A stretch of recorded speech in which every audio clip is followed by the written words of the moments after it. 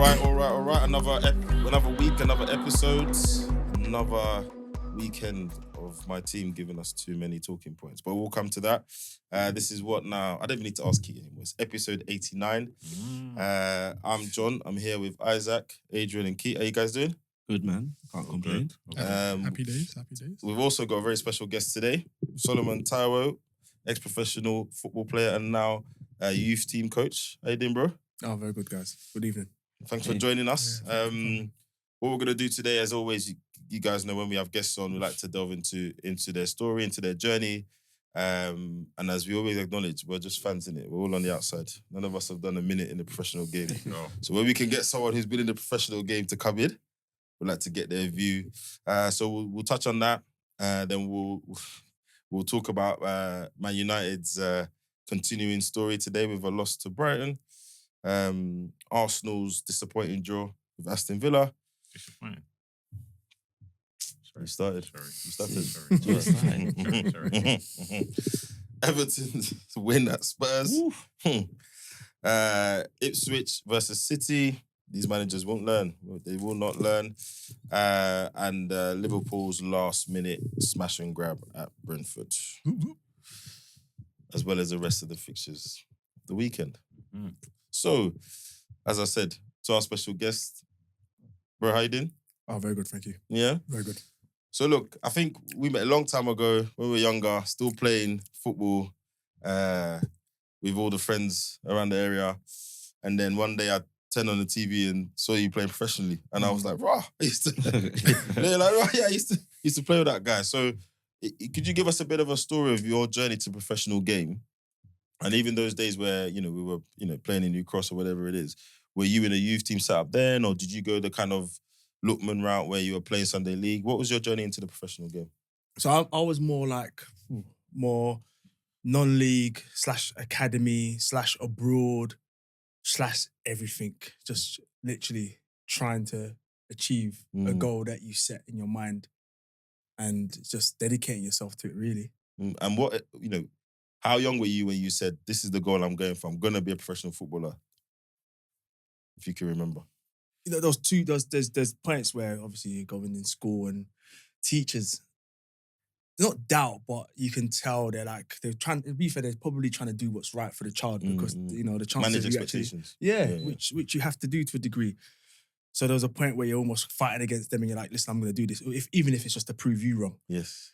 Then there was a point where I think there's a non-league, I've never ever counted non-league as pro, regardless whether there's a name in your back of your shirt or you're making X amount of money. That wasn't pro until you received that professional contract and it's football league. That was what I was chasing. And I remember there was one time in the car, I went out with one of my friends and obviously, you like to surround yourself with decent people that, strive. And he's gone on, to be fair, he was good. I won't say he was good enough to be a pro, but he was probably good enough to play Conference South. It's football, make good money from football. But, he's got a good network around him, probably good, uncles telling him, listen, don't be silly. I've been in your position. Make the right decision. This is a business that I've got. You can start working. Let's put things into perspective. So he chose that route. And he was like, so, what, with all due respect, I think you're a good footballer, but how long are you going to be doing this non-league thing for? Yeah. Like, almost when are you going to come in the real world almost? Come on, make a decision. Like, you're good. And I was like, and I said, listen, I'm going to do one more. I'm going to put 1 year in, one big boy year in, and trust me, I will make it. And that was when I started training more full-time to almost replicate what I was chasing. Okay. Like, I almost dedicated myself full-time knowing that, okay, the people that are training full-time, bare minimum I've got to do is match them. Bare minimum if I'm going to go and take one of their places. Yeah. So that was like, okay, right, like make it or break it sort of situation. Okay. So club-wise, where did it start then? So you said you went non-league academy. So where did it start and what age? It started at, it's an interesting one. How did it start? So we went to academy. So there's all these academies, left, right, and centre, post-16 academies. And anyone who could, remotely kick a ball can now get in an academy because it's money making and all the rest of it. Whereas back in the day, there was Pro Tech and there was Crown and Manor. And it almost got in the best of the the best of the worst. No, the worst of the best. So I said. Yeah. And we went to Cranmer, which was in North London, and spent 2 years there. And I've one of my go on to it, but one of my greatest strengths was my belief / ego / arrogance, which allowed me to do what I had to do, but at the same time was restrictive when it came to a certain point. But we'll probably touch on that another time. And it was went there, could never really fit in because I'd always felt like I could do more. Always clashed a bit with other people. I was a big character. Yeah. By the way, they signed me injured. They signed me because I had a meniscus injury. So I had a tear in my meniscus, so my knee always dislocated at 16, 17. And they signed me off the back of a recommendation. You know, Marvin. Yeah, Marvin, yes. Aaron, Jason Mason, they were all there. And they were like, sign this boy. Like, he'll come on, he's a good guy, all the rest of it. No trial, just sign him. He's still got 6 weeks. God knows how long he's fit, but bring him on board. Bear in mind, it's a big deal. Back now, it's like, of course, we're going to get money from the government. Of course he can come. As long as he does the education. So I went there, finally got fit, started playing well. I was clashing. I just felt like there was more. So I thought, okay, let me go non-league. Started at a club called Banstead. I don't know how I got to this club. How do I get to Banstead? Don't know how I get to Banstead, but they're probably the equivalent of like Step 6 now. I think they're like Ryman South. Yeah. And I went in there, badded it up. Like I was one of my main strengths. I was very big. I was built like a man from probably about 16. Very big, very technical. And it was easy for me to transition at 17 into men's football. So I went to there, went doing massively well. Then one of the players, he went to Bromley. Took me to Bromley with him on a trial basis. Went there pre-season, badded it up. Obviously, a 17-year-old centre midfielder who's able to hold his own. Hold it. The manager couldn't believe it. Like, have you given me this guy free of charge? So he signed me, and I think I'm training. I'm still at this post-16 academy, but playing and getting money now. So if you can only imagine, like, what I'm saying to this post-16, like, listen, big man. I've got to go here. I'm now making money. You can't tell me to do my work. I'll do my work when I want. Bear in mind, I'm a kid. No guy, no real stewardship, just going about life, just a bit of background, single parent, no dad. So there's no one really there to go, listen. Some respect. Humility. A bit of respect, irrespective of what you think about yourself. Still have these certain standards. So I just went about how almost freestyling. What happened after that? So I left there, went to Bromley, did what at Bromley? So I probably played 8 games. No, I played, say, 10 games for Bromley, 10 to 15 games for Bromley. Probably scored about 7-8 goals from midfield, free kicks, pens, free what are they called? Out of play, just normal goals.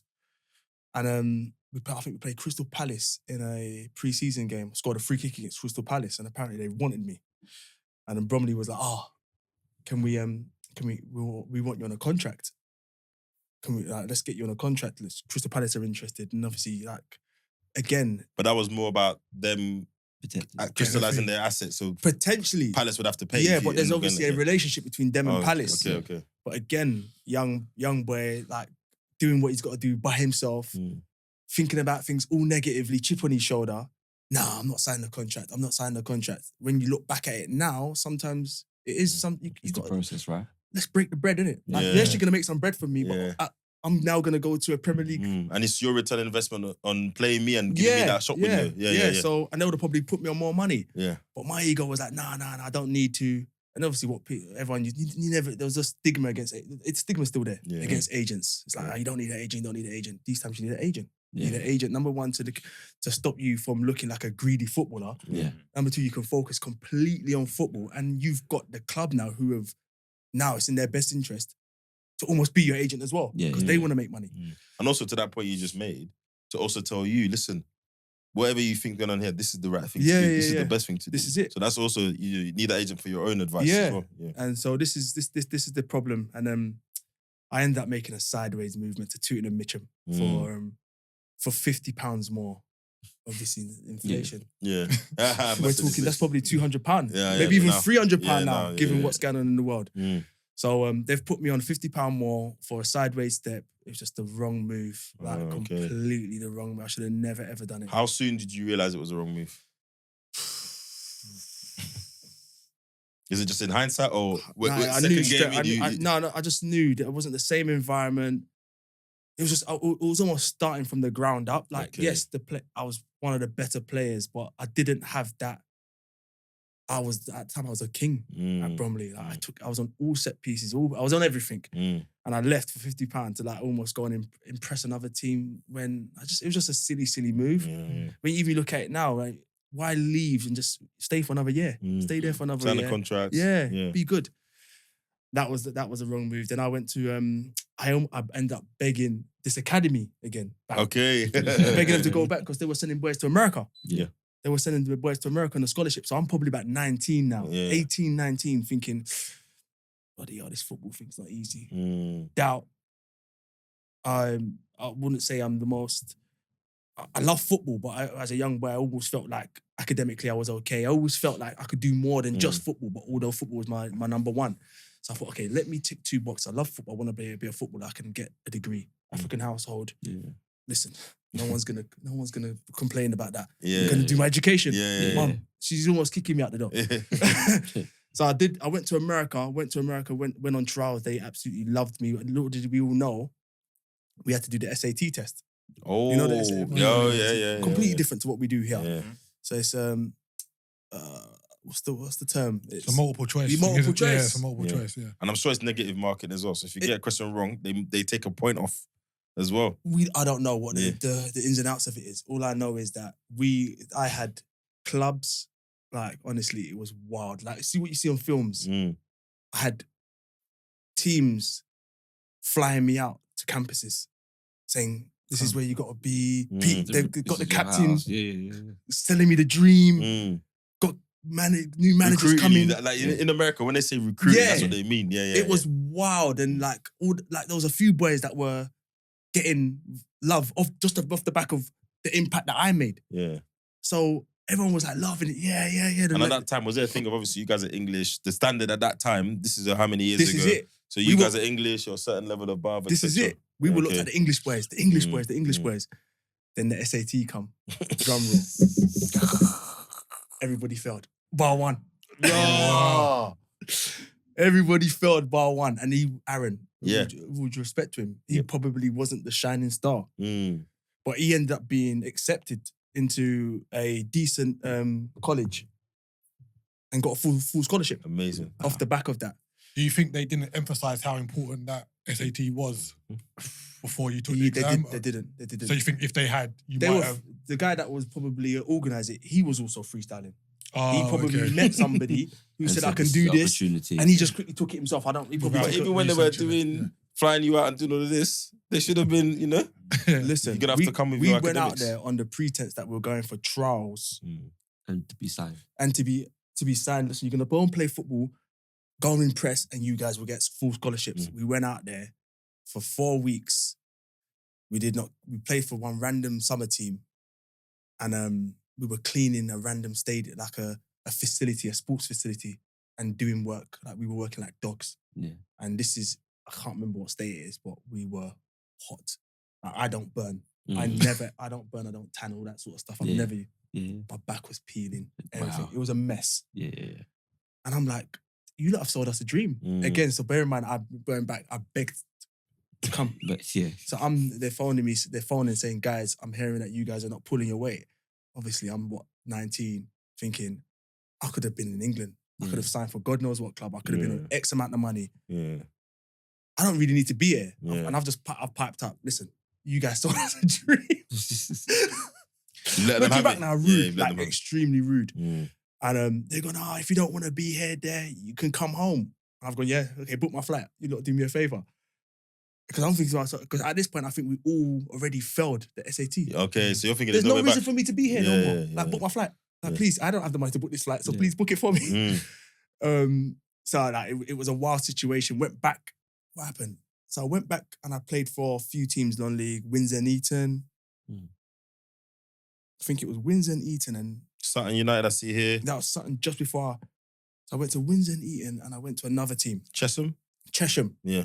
Went to Windsor and Eton and Chesham for a little while, just to play for a little while, to go back to America the following year, do the same sort of summer camp, But be ready. be ready with the SAT, because everything else was nice. Did the SAT, but I don't think no one got a grade good enough. So you didn't fail, but you didn't meet the minimum. Yeah, no, but password. we didn't get to the big boy. The Miamis, I ended up D1s. we got D1, but not there's another level. So I ended up going to a team called to a college called University of Chicago, Illinois. Went there, was good. Went there for about a year, about 9 months. But I don't know if you guys know, like the structure of America's weird. So it's very hierarchical, where seniors, you come in as a junior, then you're a senior, then you're you come in as a sophomore, come in as a freshman. Freshman, yep. Then sophomore. Then sophomore. Then junior. Then senior. Yeah. So I've come in and I'm the best player. And they're like, you're like, you can't play centre midfield, but because you're so good, we'll play you left back or right back. I'm playing non-league, by the way. Used to knocking on managers' doors and saying, big man, I'm 17, but I'm the best player here. You best play me. I'm used to that. So I'm knocking on the guy's door and I can just tell he's stressed. Like, what the hell have we got ourselves into here? This guy is knocking on my door. Why is he not just happy to be getting the scholarship and playing left back? I'm like, it's not good enough. So he's making me promises and he's not doing the promises. Then after so basically for every year I played non-league, there's a thing called red shirt. You get red shirts. So out of nowhere, pulled me into the office. Solomon, sorry, you've been red shirted for a whole year because you've played semi-professionally for a year. Okay, thank you for telling me. I put my flight that day. So can you just explain what red shirt is for people that might not know? So for every year you've played non-league, you've got a advantage over everybody else. Right, okay. Because you've been paid. You've paid semi-professionally. So basically they deduct, you cannot play for that year. They honoured their full scholarship. They said, listen, we'll still give you a full scholarship. You have to make all the grades. Next year, you'll be back playing. You can train everything, but you cannot play any matches. I was like, there's no way. Like, there's no way. I'm like 19. I think 19 spend the whole year 20. not playing any games. Bear in mind, in my mind, I'm already still thinking, I'm still good enough to make it pro. But it's only because I'm from an African household and I've got my head slightly screwed on that. I'm thinking, I can tick 2 boxes here. And maybe still after the 3 years, I can still come back and make it pro. The minute that decision was made. That's it, forget it. So now I'm going, I think in between that, before I went out to America, I had a trial at Dagenham and Redbridge. I kind of missed out a bit of the chapter. John Still at the time, who was the manager, gave me a half-hearted trial. I thought I did very well on the trial, to be fair. Everybody and their dog was available to trial for this guy. That's what he did. Like, anyone that was half decent, come in trial, you're desperate, I'll let you know when I want you. So I was one of those guys, he kept telling me, I'm going to give you a contract, I'm going to give you a contract. One time I remember him writing on a tissue saying, this is the contract, I'll sign it next week. Like, you're good next week. Next week came and didn't sign it. The day he told me, don't worry, I've got all the paperwork in the office. After training, come. This is before I went to America, by the way. I've got a challenge for one of the midfielders. Turns out this guy is a midfielder. He's quite nasty, to be fair. I broke my foot. I broke my metatarsal. And that was the end of that. That fizzled out. Yeah. So I phoned him, and then we're going back to like now the timeline, where the most present time in the timeline. I phoned him. John Still, I'm leaving America. I'm in America. I'm still the best player at your football club. Bear in mind, I don't even see them. I don't know who's there, but I had You're to the give best. it. Yeah, I had to. I'm the best. All I want is a trial. But when I say a trial, I want a proper trial. Give me a proper trial and I'll prove myself. I said, okay. Be in at this time. So I booked my flight, went in. He gave me a proper trial. This time I had kit. I know the boy. I remember all the boys being like, this trial has got kit. That was a thing. Like, why has he got kit? Can you imagine? Like a professional, at the time I think they were semi-professional conference or League 2. There were people training with no kit. I'm talking Hawaii shorts and vests. Like anyone could train. Come on, bro. So it was wild. So I had kit on. So from then, there was already a differentiator. Did well. played well. I played a Johnston Pate, which is probably the equivalent of the What's it called now, Justin Pate? EFL trophy. Yeah, for trophy. Yeah. played against Leighton Orient. Did very, very well. Then got signed. Okay. Got signed. You know, really got, and I was like, This is where Dagenham and Redbridge now. this is Dagenham and Yeah, Redbridge. Okay. This is Dagenham and Redbridge in League Two. Yeah. So I'm coming out of nowhere. These boys don't really know me. Like football's quite, especially obviously with social media now and everything, it's quite easy to know everyone. Whereas before, professional footballers are professional footballers. Yeah. And they kind of network and non-league footballers. Yeah, and especially if they've been in the machine, right? They've been at youth academies Yeah, together, yeah. blah, blah, blah. Yeah. You know where they are. Mm. Whereas, so they're like, who the hell is this guy? Mm. Come from Sutton. Out of nowhere, starting this game. So I started it, did well. Did very, very well, to be fair. I think we were battling relegation at the time, so I didn't really play. Once we survived, there was a few times he played me. The story's mad.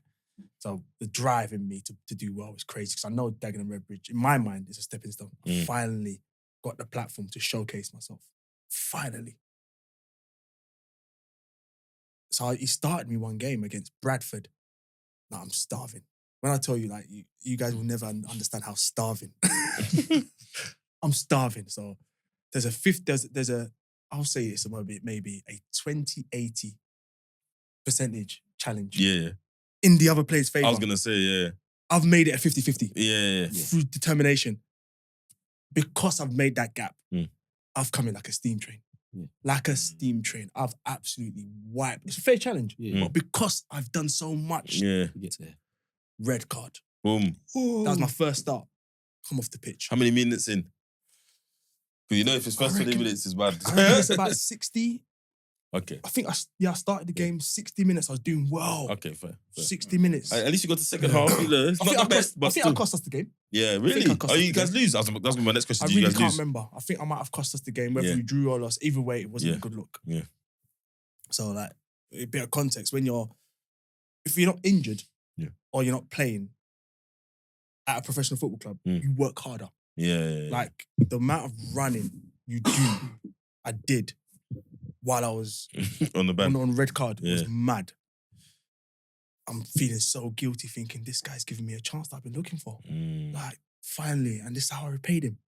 This is wild. The next game after the ban, he either started me again, or the game after that he started me, threw me back in, ginning him away. Wow. Yeah, threw me back in. So he proper had faith in you. Had faith in me. Yeah. This was probably 60-40. Yeah. I Again. made red card. Bro, what's going on? Red That card. determination in you. Determination. So there was a header, edge of the box. Like, it's not even as if they were going to go and score. I'm like, no, I had to win this battle. Red card. I couldn't, but there's a picture of me just looking up thinking, no way. Another one. So I've come in the following morning, spoke to my brother, like, what should I do? How can I just go and speak to him? Not to, honestly, when there's people talk about the tail between your legs, I've come in like, can I speak to you? Like, I'm sorry. Really, really sorry. Like, whatever, trust me. I'm going to make it up to you. I'm so sorry. Just like, it's fine, sorry. It's fine. See you later. I was thinking to myself, this is wild. So that game, because I think if you get banned, if you get a red card over a short period of time, it's 5 matches. So I've missed 5 matches. Damn. So I've been like I've pre-season. Yeah. Probably trained twice a day some days as well. It was wild. Come back in. He didn't throw me back in again. The story doesn't. He learned his lesson. I didn't get thrown in until the end of the season. The end of the season, probably about the last 3-4 games when we were safe. 3-4 games. I batted up them games. Did I score? I don't think I did. I might have. So the following season now, I'm probably 22 now, 22, 23. Like, got a good pre-season. Went to Dagenham, did well the whole season. Like, really did well. We got to the playoffs. I think we lost. Was that season when we won the playoffs? Got to the playoffs. The following season after that, I remember thinking, So it's League One now. this is League 2. Yeah. I'm thinking to myself, there's no way that how can I get out of this league? I remember, and this is one going back to what I believed, and it's different now because there's so many clips. Yeah. In our day, the only way you can get showcased, you only showed Premier League games. Yeah. And there was match of the day, and there was that EFL. Show on Sky. It was at 10:30 or like, it was Yeah. after match of the day. It It was after match of the day. Yeah. It was like everyone's in bed or Everyone's locked it or off, enjoying yeah. Jack Daniels and Coke. One of the two. It's true. Match of the day was 10:30, so that shows what, 12:30? Yeah. Quarter to 1? So that's the only way you can get showcased. I remember thinking to myself, getting in the team of the week in the paper, getting in the just doing whatever you can do away from actual footage, data. Yeah. Data was the best way for me to really showcase myself. Just so quick question. So now you've had a full season in the league Mhm. with a club. You've played. Mhm. You've got your minutes. I know you said you had that like an ego and arrogance Mm. about you, but what did that do for your confidence, or what did that do to you in terms of saying, right, I finally got the chance to showcase my ability. I've lasted the whole season.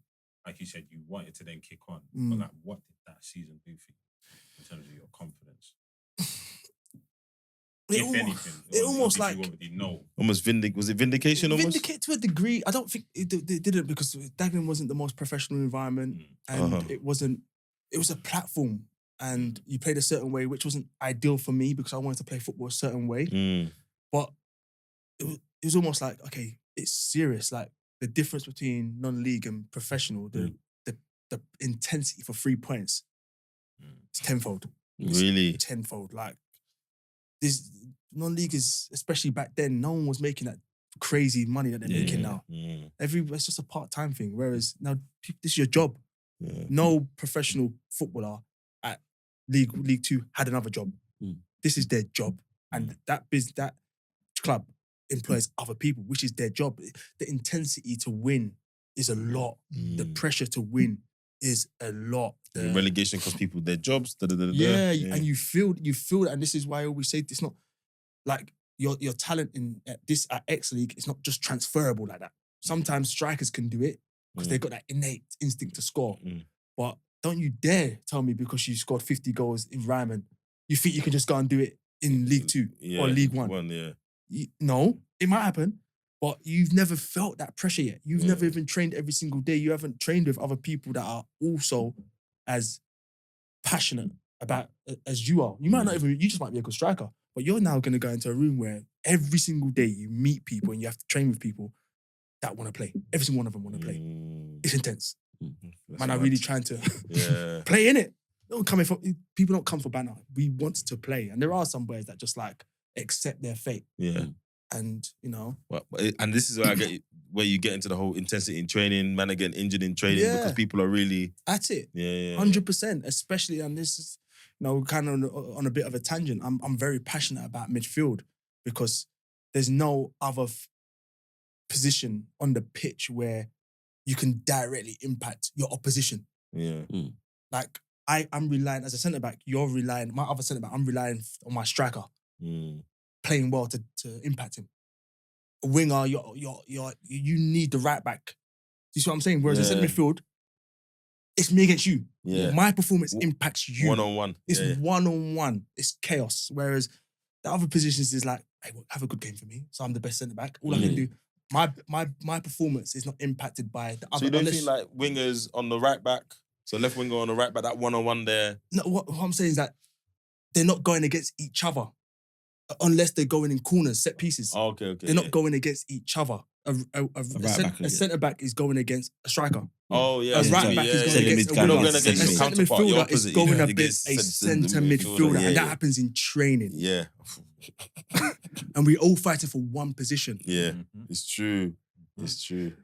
So that level of competition, think about it in training where we're fighting for one position, how intense that is. No other position in the pitch has that. I can actually impact if I badge you up today. Badge you up, not the striker scores against 3, scores 3 against you. That might impact the manager. I'm going to die. That's where injuries happen. Mm. Yeah. Because now my challenge is going to be wild. Not because I want to injure you. Some people do, but I want to show the manager I'm on it. Yeah, I'm on it against the guy who's against me. And how you show the manager you're on it at that level is that kind of effort.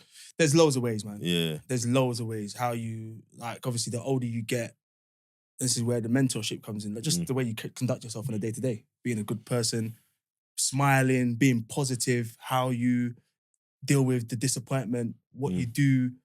Like, when you don't make the team, the best thing to do is, if you're sulking, that's not...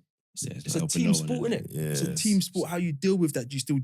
Are you still around? Are you still part of the team, even so your individual goal hasn't been met? Yeah. So those little things, but it's hard, isn't it? It's hard to really keep that maturity when you know, hold on, I've worked hard every week and I'm not even in the team. You're going to sulk. You do sulk. No, it's true. Yeah, that is a very good point. And it's something we see all the time. But if we to Isaac's point, you're pro now. You're pro, you've got a contract, you're playing, and then you get a move to Cardiff. Yeah.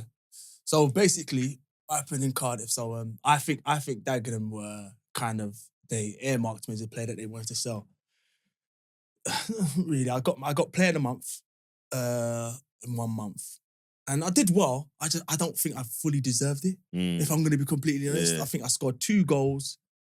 I scored a goal against Reading in the cup, and I scored a league goal, and I had 1 assist. But back in the day, assist wasn't a thing like that. Yeah. So I don't know. I'm not counting it. I wasn't counting it. But I got player of the month against strikers that probably scored 3 or 4 goals. I was a holding not holding, but like a box-to-box / holding midfielder. So I kind of stood out from that point, and we won 4 games. So I was a standout player, maybe in that run. The team. So he got manager of the month as well, I think. So it kind of makes sense. So I got that same season. Come the end, there were players moving, and I remember just thinking, my name. People go, oh, yeah, this club, that club, all the rest of it. You never believe anything in football. You become quite, as a footballer, you become quite cynical about news, about anything anyone says, because everyone just talks rubbish. Everyone wants to say something that's just not really true. The players, the manager, the press, everything. So let me know how it goes. Until it's in my face, I don't actually believe it. A couple of my mates went. I remember one of the coaches was like, "So don't worry." I was a bit upset. Don't worry about it. And we played Cardiff in the Carling Cup. And I remember a bit of context. So when I made it pro, made my debut, my friends found out via Sky Sports News. Really? So I don't tell no one anything. Yeah. So as you say, like, I'm very like... Just get on with it. Get on with it, and it's like... Because the goal I had was so far ahead. Oh, you didn't even think it was news to tell? No. Yeah. What I set out to achieve... Yeah. I can't really, like, it's not time to be giving myself a pat on the back and high fives. I genuinely believed I could be a Premier League footballer. In my mind, I could be a Premier League footballer. So I'm like, okay, League 2, tick. Next. Yeah. So they found out, so like, well, congratulations, you're a pro. Like, yeah, thanks for telling me. Cool. I'm going to train, innit? I've got another goal to achieve. Going back to that, so I never told anyone, like, positively how well I played, or I don't even ever think I played that well. Played against Cardiff. My brother called me and I was like, John, I played well. Like, I was on job. I stood out in terms of like playing. Like, we didn't really play, but I played well. Within 2 weeks, I was bought. Oh, wow. To Cardiff. I don't know whether they'd seen me before. Yeah. But obviously, that's like League 2 to the Championship. Yeah. So made that move, and it was like, wow. Okay, this is football. Yeah? Yeah, okay, this is football. But so then you talked about Dagenham Redbridge not being the most professional environment. When you went to Cardiff, did you see... Huge difference. And who was your manager at Cardiff at that time? Dave Jones was the one that bought me.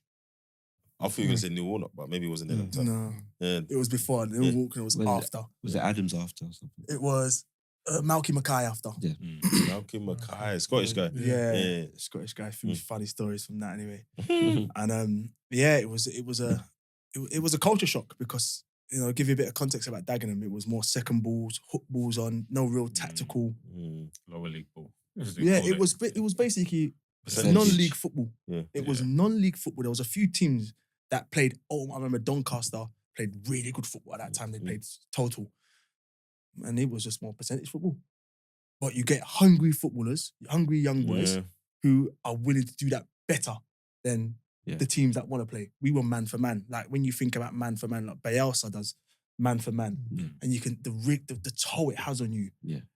Like, It's a lot of running. yeah, it's a lot of running, and really and truly, if you get a smart team, they could just tactically take you here, there, and everywhere. They can run you. I used to say to the boy, like, if I ran to the toilet, if my midfielder ran to the toilet, I had to go in that toilet, like unlock that. I'm standing here with you.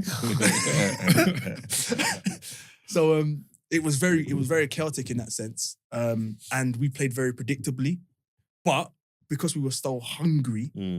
No matter how much you read what we're doing, couldn't stop it. You couldn't stop it. We were starving, and then you go into an environment that's a lot more tactical, technical. The players are a lot more fitter.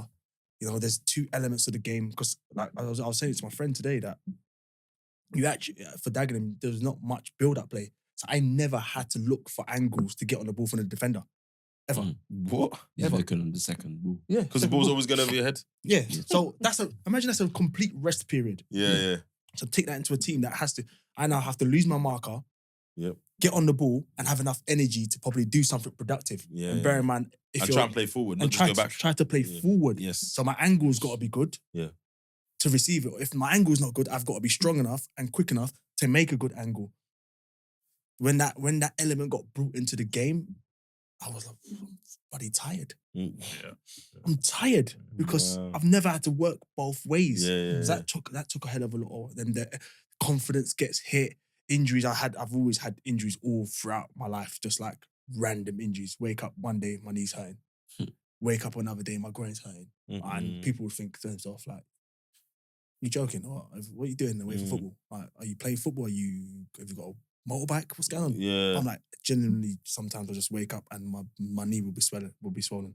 My groins will be absolutely inflated. So that sort of thing was bad, and my hips and my groins were quite bad all throughout my career. And that got exposed more at Cardiff when I had to lose. A lot more was expected from me.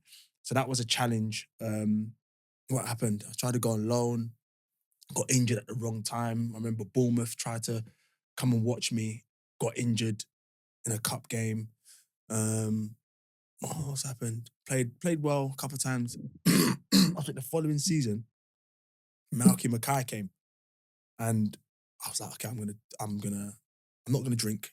I'm gonna bad up this pre-season. We went to Portugal, and it was so hot, but I did very well, and I was in squad on merit. Because the first year I was in the squad initially based on he's a new player's been bought. Then I was out the squad, but then I was in the squad on merit, and I was like, okay, I can do this championship thing. You know, I can really, really do it. I probably made about 8-9 appearances, and then it was just like did really, really well. There was one-off game happened, and I didn't play well, and my confidence was shot. So as much as I was a confident player, my confidence was shot. When it came to that top level and training and all the rest of it, then it's just a spiral. Okay, just you spiral. Yeah, you heard a player say it, man. Like the things that you can just do so easily, just become difficult. Were you surprised that happened to you? Considering how much of like an ego-driven, confident person you were, you got to a point where you're kind of a stepping stone away from where you want to be. Yeah. Are you surprised that you kind of went in your shell a little bit rather than making that leap? When I look back at it, it definitely did surprise me. But the problem was my ego wouldn't allow me to admit it. Number one, to myself, that bloody hell, you're really struggling with confidence. Like that would have such an impact on my confidence. Yeah. But it'd probably be the good thing because I would have shown a human side. Imagine me just saying to the manager, I'm really struggling. Can I get some help? What can I do? Vulnerability. I would never show it. Ever. So almost it's like people, But that wasn't the style in the game at that time, was it? I wouldn't say, I think you'd be surprised what people say behind. One thing I also realised, what men say in front of men is a lot different to what they say behind men. Like men show they're vulnerable to their missuses and say crazy things. But to their boys, like, no. That's cool. She controls it, I control the thing. Yeah. Mate, can I? Can I go out, Am I please? allowed to do Yeah, this? am I? Maybe it's all right, man. Yeah. It's just one for the month. Yeah, can you lay down so I can lay on your stomach, or can I just Mm. be vulnerable around you? I never, ever showed that. Ever showed that vulnerability, and I wish I did, because they would have then tried to help me, and their treatment of me probably would have been a bit different. They were almost hitting me harsh because You're being I'm being strong and I'm still coming across fine. Yeah. But yeah, I'm fine, laughing about the place when really and truly should have What's hurt me. what's he laughing about? He played very well on the weekend. And he's not even playing. Why is he even laughing? But that was just a facade, just to keep me happy. When really and truly, I was struggling.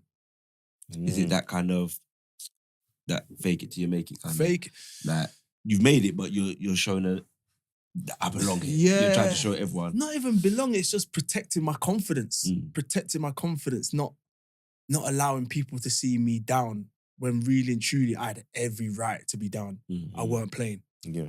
This is... You weren't playing how you would like to play, etc. I weren't playing, and I weren't even training well. So unless you're an idiot, this is your life. You find it should be bothering you. And that's where you look at it from a man's perspective of view. And when you think, okay, what are the coaches saying in the change afterwards in their meetings? Is it not bothering him? It doesn't look like it's bothering him. Does he even care? So like when you flip it from their perspective, has he not even come and spoke to us? Like he seems happy about it. He's always having a laugh. He's on a jolly up. Crazy. And go on. So at the time, was there sports psychologists available? Nah, not readily. Yeah, not readily, not at all. It wasn't. Whereas now every club's got probably more than one. Yeah. You're more comfortable, right? You're even more comfortable to speak to each other, you know, and to be more open like that. And some players are open. And it's fine, but obviously coming from our culture, coming from our background, all the best. And do you think the location had an impact as well? Because you was in Cardiff, you was in Wales, right? So like being away from your familiar settings, your family, your friends, even though they're a phone call away, but you're not gonna make that drive back down to London. I did drive out, man. I didn't live a great life.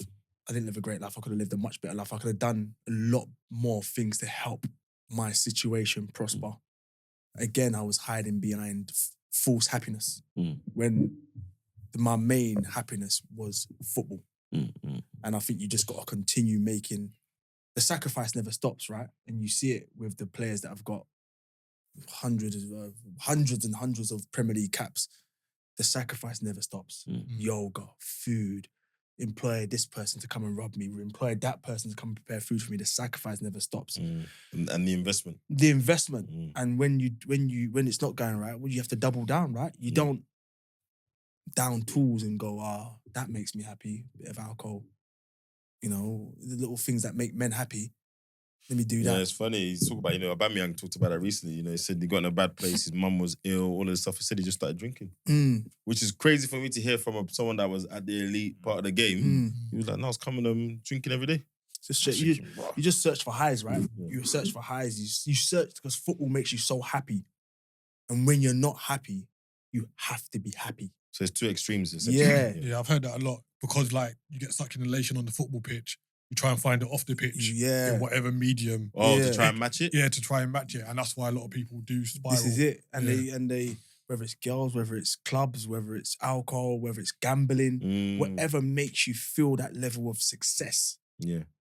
You try to fill that void because the main thing that's keeping you alive isn't happening. Yeah. It's like, scrambling. So sorry, just conscious of time. So you've done, and again, that's probably one of the most unconventional journeys to pro I've heard. I don't know about you guys. So I guess my last question on this, on all of this is it's a little bit related to what Isaac asked earlier.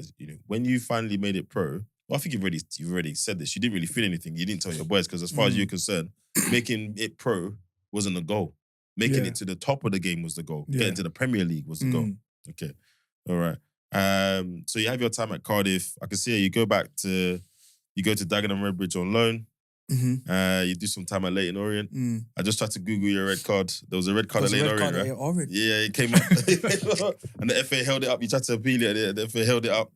And then it looks like you also go back through the non-league game. And then now you are in the game as a coach. Mm-hmm. And you know, we see a lot of ex-professionals go into the game, coaching, etc. But what about your professional career and your journey today? What do you take out of that journey into your coaching today? What would you say is that the number 1 or 2 things you take from that journey into your coaching today? Because you're under 15s, right? So you're dealing with guys that are, then their next step is trying to get that 2-year scholarship, I think it is, or no, they're going pro. So out of your journey, what do you take? What reflections do you take into your coaching day today? My thing is commitment. Like, be committed to training. Like, the amount of time you spend training outweighs the amount of time you spend playing. So if you're waiting to show your A game in the match, you're missing out on 2-3 opportunities. Yeah. And unless the manager really likes you, if somebody else has got a different attitude, you're not putting yourself in a good position to really be the best version of yourself come what match day. Yeah. The word practice means you practice things in training. Yeah. You practice. Like, try things. Yeah. Work hard. Work harder than you usually. Try to work harder than you usually work. Just try new things in training. That's where you make as much mistakes as possible. Sorry, just on that, do you know what I find interesting as a fan? Because then you hear all these stories about guys who didn't turn up in training. You hear stories about the Drogbas. Obviously, we know Hazard, that's separate. Yeah. But so I always think, how did he even get to that level if he doesn't try and train it? Or maybe he did before, and now I'm at the top, I don't bother. Yeah. But as a fan, I hear that stuff and I'm like, well, how did he even get to that point where he was able to do that? You must have tried hard at something. No. Listen, you're either extremely elite footballer where you get, a certain thing, there's exceptions to the rule. Yeah. Like, if you're really good, you're an exception to the rule. But even on the journey to Chelsea, so he played at Marseille, he'd have played that club before that. He must have not been coming with that attitude at those clubs, otherwise he wouldn't, based on, But the sort of player that he is, he doesn't fit the mould as the typical player. He's small, he's quite sharp, he probably looked on paper like he wouldn't be pro. Yeah. But they were probably trying so hard, doing everything in their power to ensure that they're probably giving him, they're probably investing in him so much. Okay. So deep down, he probably knew that he was good. He probably burst in quite, I don't know. But there are, and rightfully so, there's always going to be exceptions to the rule. Yeah. If you go and bang a hat-trick, I'll be honest with you, even if you don't turn up to training, no one's really going to say nothing too much. They're not. Like, the word, someone would want to say something, but if the manager, just turn a blind eye, he's got a hat-trick. It gets like that. Yeah. If you do your thing, you become an exception. Especially in Birmingham, a bit lower down the leagues, where those people do their thing are few and far between. Yeah. But I'm saying, like, as a young boy. Yeah. As a young boy, where you're trying to achieve something that you know it's not realistic to achieve. Like, you must know it's not realistic to achieve, although you've got an ego to want to achieve it. You just not doing well in training now, I'll just be catching you up. If I'm a player that's below you, every single day you don't turn up for training, I'll just be catching you up. Making a little games every day. Yeah. You said something interesting to me when we were speaking before you came. You said, to make it as a professional footballer, you need to be delusional to an extent. Yeah. And I'd never thought of it that way before. Definitely. 100%. I would even say to make it in any elite environment. Yeah. Not even sport. Business. Yeah. You have to be delusional. It's not unlikely. It's unlikely you're going to do it. What makes you think you're going to do it? There's no reason why you should be have the divine right to do it when you know there's loads of people that are working as hard as you. But for whatever reason inside, you think you're special. Yeah. And you need to. Otherwise you give up. Yeah. Or you listen to your friends that in your car. Yeah. Definitely. If I wasn't delusional, because he was telling me what was right, percentage-wise. Yeah, he was giving me some real sound advice. But it deluded me. It was like, nah, man. Nah. I could play Prem in my mind. Yeah. One idiot. But that's what I believed. Yeah. And you know that reminds me of, that meme of the guy in the car saying, I could be better than Messi. Yeah. But it was there's a point where you are actually delusional. You're actually. But as a young boy, when you've got... But he was dead serious. That's what killed me. He believed it. He believed it. And there's a part of me that likes it because I know that that's what's required in life to be successful. But there's another part of me that the ship's gone. Use that level of drive into something that is more beneficial to a man of your age. Yeah. Because it's very clear that you have belief in yourself. Yeah. So do that. Be believing in something that benefits you. That you can actually achieve. It's not physical. There's a physical limitation with age. Yeah. Sorry, you were going to say. you're right. You're coaching under 15s, which for me and what I've seen, especially now in the news, that's kind of a pivotal age for boys. You know, with everything in the social medias and a lot of stuff that, you know, a lot of negativity in the streets. That do you ever see it? That's kind of stuff creeping into the football and their behaviour and their output on the field. 100%. We have to be very mindful of that, and there's departments that deal with that. You know, it's a player care where there's boys that see things that they shouldn't really be seeing at their age, that are doing things but they're around. Yeah, In that and environment, we have to be space. tender, and I think it's a lot better now where, you know, we'll manage things really well around them, like give them the support, like as a club, as me as an individual. Yeah, I'll understand that so and so might be late or so and so might be a bit quiet, but as a club, I would say that the interventions that are put in place to help are very good. You know, so, you know, there's someone dedicated to ensuring that that player has the support. And one of the themes we've kind of been seeing, talking to, like we said, we try and keep an eye on the conversation around youth football, is really about how it's changing. You know, what type of players they want. You know, it's about athleticism now. It's really about those fine margins. And you hear the same old thing about creativity is maybe not valued as highly as it was previously, or not being squeezed out of the game or being coached out. Again, when we see the players that are on vogue now, you know, your Cole Palmers, I always seem like there's almost not a knee-jerk reaction, but almost not everyone's saying, well, that's the kind of player we maybe wouldn't have had because he's not that athletic, or he's not this, or he's not that. Do you sometimes see a bit of a knee-jerk or a change in direction based on who's doing well at the elite level? No, it's hard. I think every club has their kind of remit and what sort of players they want to produce. And that the academy, they're almost like, sometimes they feel like they're a bit of a separate entity to the first team, whereas they want to build this sort of player to then maybe sell on, or we have like a good stream towards the football, towards the first team. But at Charlton, that we really try to instill certain qualities, like in terms of technical, tactical understanding, you know, real technical understanding of football. But there are limitations. Like we do look at their parents' height and where their predicted height will be, and how likely. So hereditary traits. Yeah, there are, like, you will be judged on that. And if you're not good enough, and you say you're a centre back, and you're not really, really good, okay, what are the chances of you being one of those tall centre backs that might not be so technical, but at least he's got height? Physical, yeah. Okay, we'll give him a chance. We can still work with him during the YTS phase and get that technical side up. But if you're going to be a midget anyway, and you're not good now, we might have to make, because end of the day, it's very, and this is something I didn't fully grasp, that if somebody is playing, is in the building, he's almost stopping somebody else from being in the building. So if he's not doing what he's supposed to do, he's restricting somebody else that could potentially be doing. We might as well play somebody else up and really get them pushing. He's just wasting space to a degree. So number one, you got to help him to go into an environment that is going to give him the minutes that he needs to develop. And we've got to free up a space to allow somebody else who we do feel has got a bright future to go and really excel. But do you agree with that creativity point, in that boys are not be given the freedom, or players are not be given the freedom or the license, the license to express themselves, and we're not getting enough people trying to be, you know, I think I saw an interview with Kingsley Coman the other day, and he said, you know, because efficiency now is the number one thing coach asks for, creativity is like falling down the priority list. Because if you're going to be efficient, being creative and efficient is like, you're basically Messi, but this is what he said. You're basically Messi or Cristiano. It's hard to allow creativity to flourish in a sport where there's winning. You really need to think about development. You have to take your winning hat off to allow, because when you allow players to do what they want and allow creativity, a lot of mistakes are made.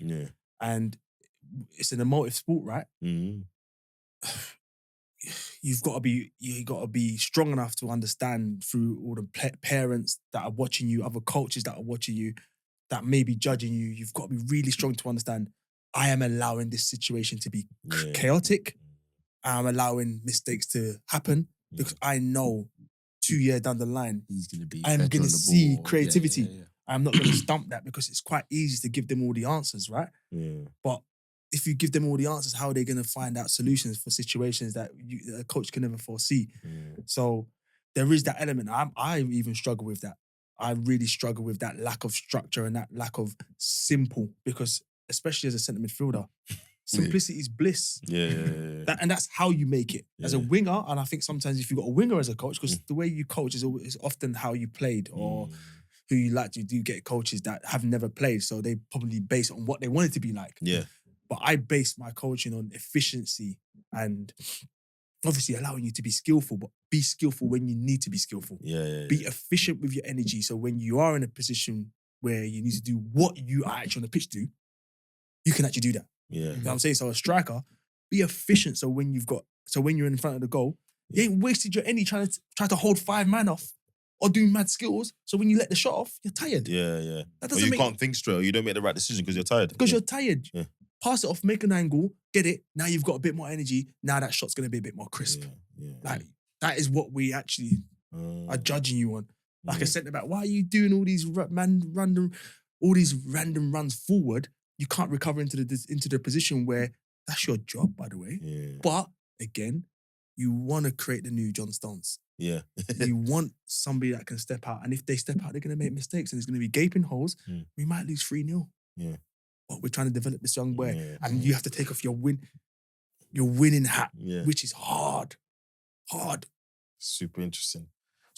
Listen, thanks, bro. Let's move on to this week's games, and I'm sure we'll intertwine some of your journey into that. Super useful. Keith's looking at me. You can't wait to get to this Arsenal game. But let's start with you know what? I've just realised I should never have let you sit next to me, you know? I should never have. You see might hit you.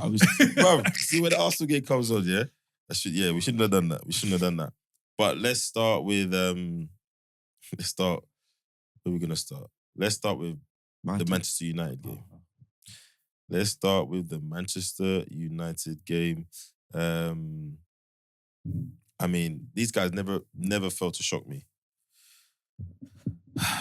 Manchester United 1, Brighton and Hove Albion 3.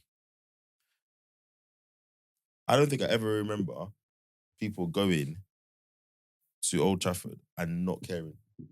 No teams care anymore. No one is scared to go there. It's just, I now actually expect them to lose rather than put up any kind of resistance. Brighton score after 5 minutes. Fernandes gets a penalty to level it up.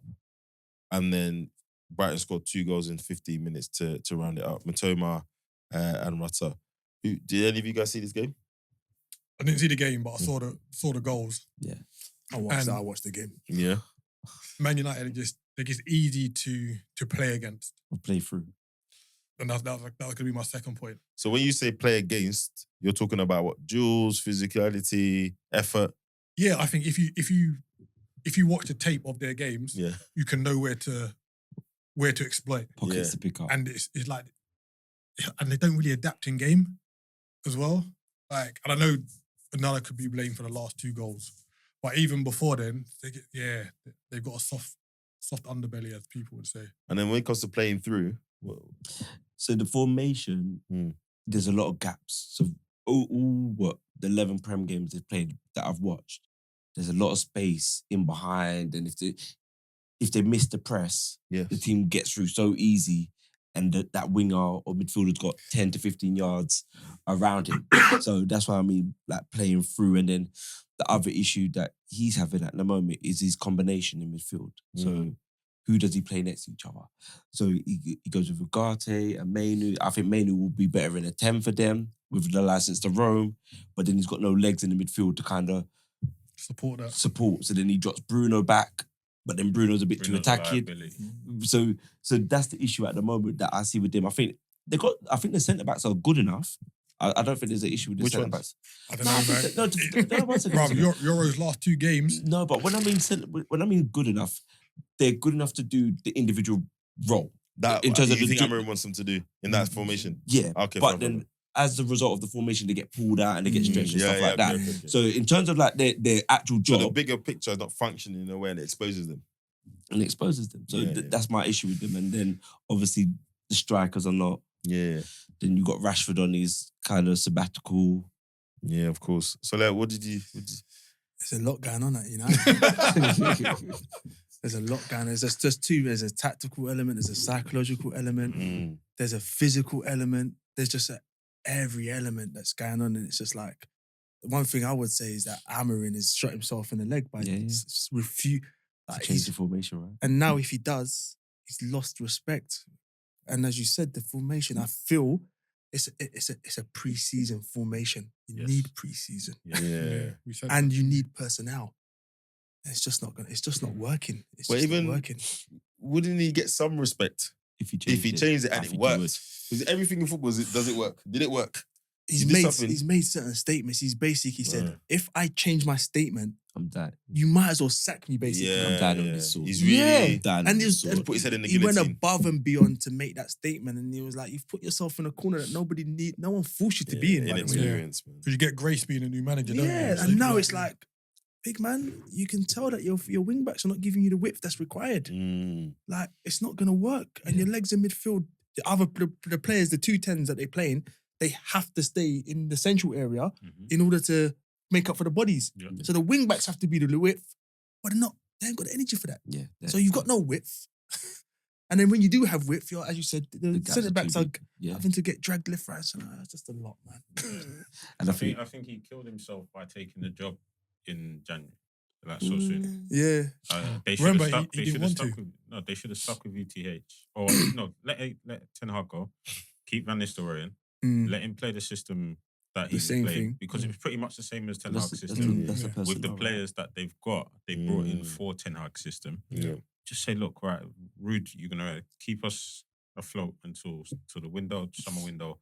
Let Amorim come in. Give him, like you said, give him a preseason to flesh out the formation. Bring in 1 or 2 players, and then go from there. But I agree with you. He's put himself in a corner that it's going to be quite hard to get out of. But do you think the fact that he wanted to wait until the summer shows that, not that he's not fully invested, but he kind of wanted to see out the job at Sporting?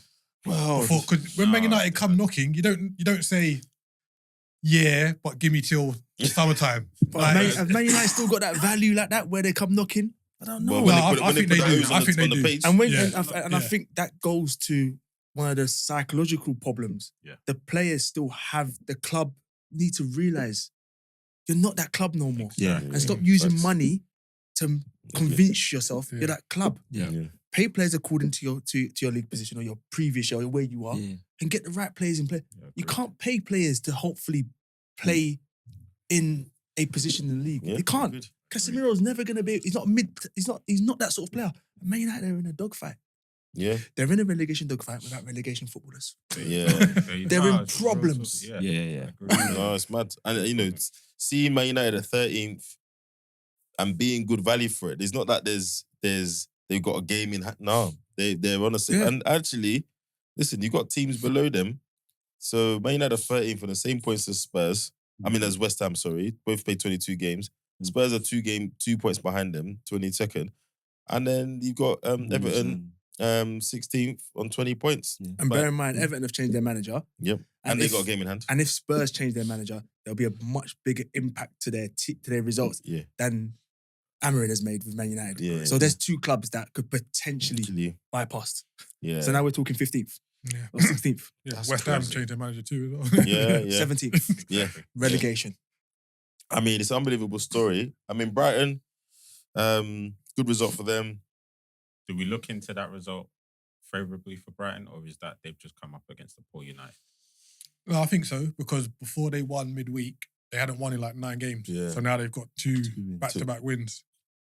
And for his first season, he's doing all right, man. Well, I think he's doing all right. He's 31. I don't know where he came from. He came from St. Pauli in Germany. Did well? I believe he did well. But his appointment was... I didn't know about him at the time, but now reading after, it was more about philosophy. So the same way... Company.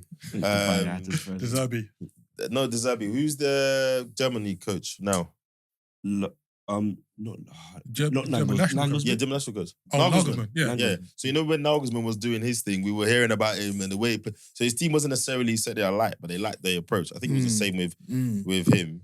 And obviously, we know Brighton, they take the same approach to coaches as they do with players. That's probably the third coach on the bounce.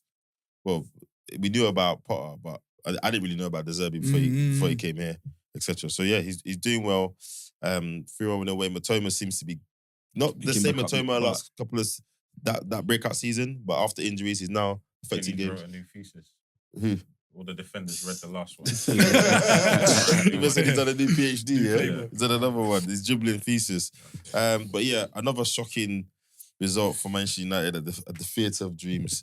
Of dreams? What dream is that? Nightmare. I said to my friend today, it's pantomime there, it's not theatre. Yeah? It's crazy. Listen, I'm going to ask the question. I'm going to ask the knee-jerk question, yeah? Is there a time limit for Amorim? No. He can't do this for the end of the season. If they get, only got if, 11 As points, long as they don't get dragged into a relegation fight. uh-huh. And when I say dragged in, I mean like in the bottom three. yeah. Yeah, he won't be dragged in. Then You don't think so? I think there's just enough quality to stay out of there's- it. there's- So Ipswich is bad, Leicester's bad, and Southampton are awful. So he's going to avoid that. Let me ask you a different way. You're right. What does it take if you're Ratcliffe, if you're Dale Brailsford, what does it take for you to start possibly considering Amorim's position? Because if it was any other manager, we'd be talking about it already, I I'm telling reckon. you right now. And you know what? You got to remember, they got rid of Ashworth. Yeah, They hesitate to get rid of Dan. yeah. So I don't think that there would be hesitation if they don't feel he's the right person for the... Yeah, but at what point are you starting? That's what I'm asking you guys. What At what point? point? Look at the trajectory we're on. I think you'll get to the end of the season. I've got a question. That same, I don't think Man United or the club, I genuinely think that the club and the supporters, most supporters are looking at results that don't concern them. They'll be looking at Arsenal's results and Agreed. look at the results that concern you. In reality, Mhm.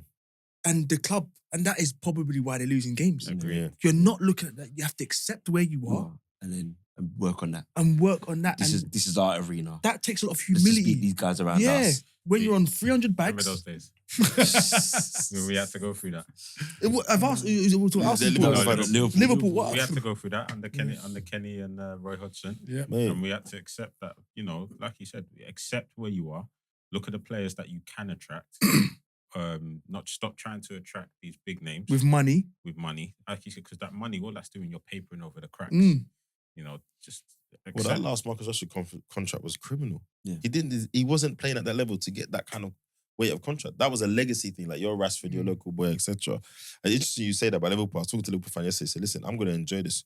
I still remember Charlie Adams put on a Liverpool shirt. That's some players, right? Shooting from halfway line and you have a shot. Listen, he said, but I look at the Man United results, right? So obviously, they beat Southampton, nothing to write home about in their That current was form. fortunate. Scramble. And And that that was was scrambled. that was they were losing 1-0 until the Yeah. 82nd And minute. they got outplayed as well. Yeah, Diblin and Suleimana were having Yes. Jolly. fun. and that's the banana guy. He had his What, is that Weetabix. the one that enjoyed Euro? Euro, yeah, Yeah. burned him. I've Yeah. never seen him, but Same. it's as if You club- just made him, yeah, it's like there was no research on him, and Yeah. Euro got thrown out there and just said, "Listen, find out what he's like. Yeah, let yeah, us yeah. know, give us feedback." So this Southampton, you can't be alright. It's true. It's true. But you go through the results. I mean, that 2-2 draw Liverpool is looking even more remarkable now. Yeah. Yeah. They've only got 11 points in it out of the 11 games. And It's that, crazy. That goes back to you're able to motivate yourself for the teams that actually that's not the game you need to win. Exactly. You have to beat the And teams City, around right? you. They Don't beat- be. And then they beat City 15th of December. But I'm looking for the results.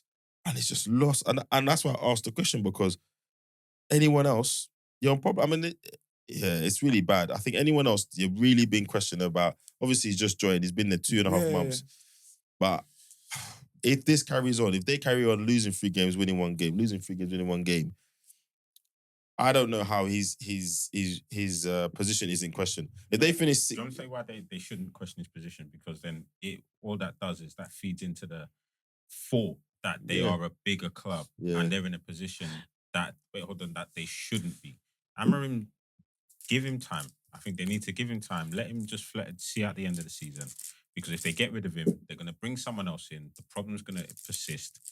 And it's going to be a vicious cycle until they do. No, I agree, don't get rid of him. I know, I agree, don't agree with them. I'm just wondering how long before that conversation starts. They need Because no one's having it yet. Fair, which is fair. There needed to be. There wasn't a reaction from the player. It's weird. Yeah. We didn't see that reaction of like 2-3 games. Yeah. And I think that was the formation. Yeah. And I think the other thing, you're saying that, but sometimes it doesn't mean you haven't made a bad appointment, right? So that you can't question it and move them on. So if you're looking at it and you're saying the results, we've made a mistake here. We thought he was the guy. Actually, he's not the guy. This is not the direction that we want to go in. And we've got to look at our structure, our personnel. We're a 4-2-3-1 team or 4-3-3 team. Let me get a coach that can actually work with that. Because to shift out all those players is going to take time. Yeah, that's we've lived it. And the money that they're on. What's that? 4 windows? Yeah, Maybe? remember 6? And you remember how many players did we just mutual agreement? We had to. Yeah. And pay off the contract. Yeah, I also had to just be like, you know what? Here's your money up no front now. them. Leave now.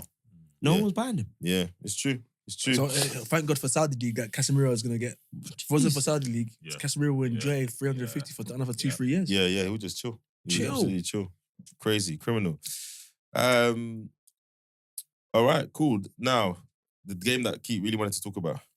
No, I think we can do Everton Spurs. Can we do Everton Spurs? Because I We can want to talk about my Spurs. homeboy. Who? You know who my homeboy is. David okay. Moyes. All right. Let's do this. All right. So, Everton 3, Tottenham Hotspur 2. I mean, Calvert-Lewin Did you see what? hasn't scored in 17 Premier League games, but Tottenham comes to town and he turns into Prime Ibrahimovic. The feet were good. But the feet. He told them left, then he told them right, and then he put it near post, gave the keeper the eyes. When no disrespect here, but when I saw the goal, I couldn't make out who it was, and I was like, "Oh, did they buy a new striker?" It can't be who's already in the building. Wow. And listen, I'm happy for him because, listen, I hate seeing when strikers go through those droughts because as a striker, they can't be anything worse than not scoring because you feel like you're not helping your team. Yeah. So great goal to open the scoring, and obviously it's doubly sweet that happened against Tottenham and Spurs.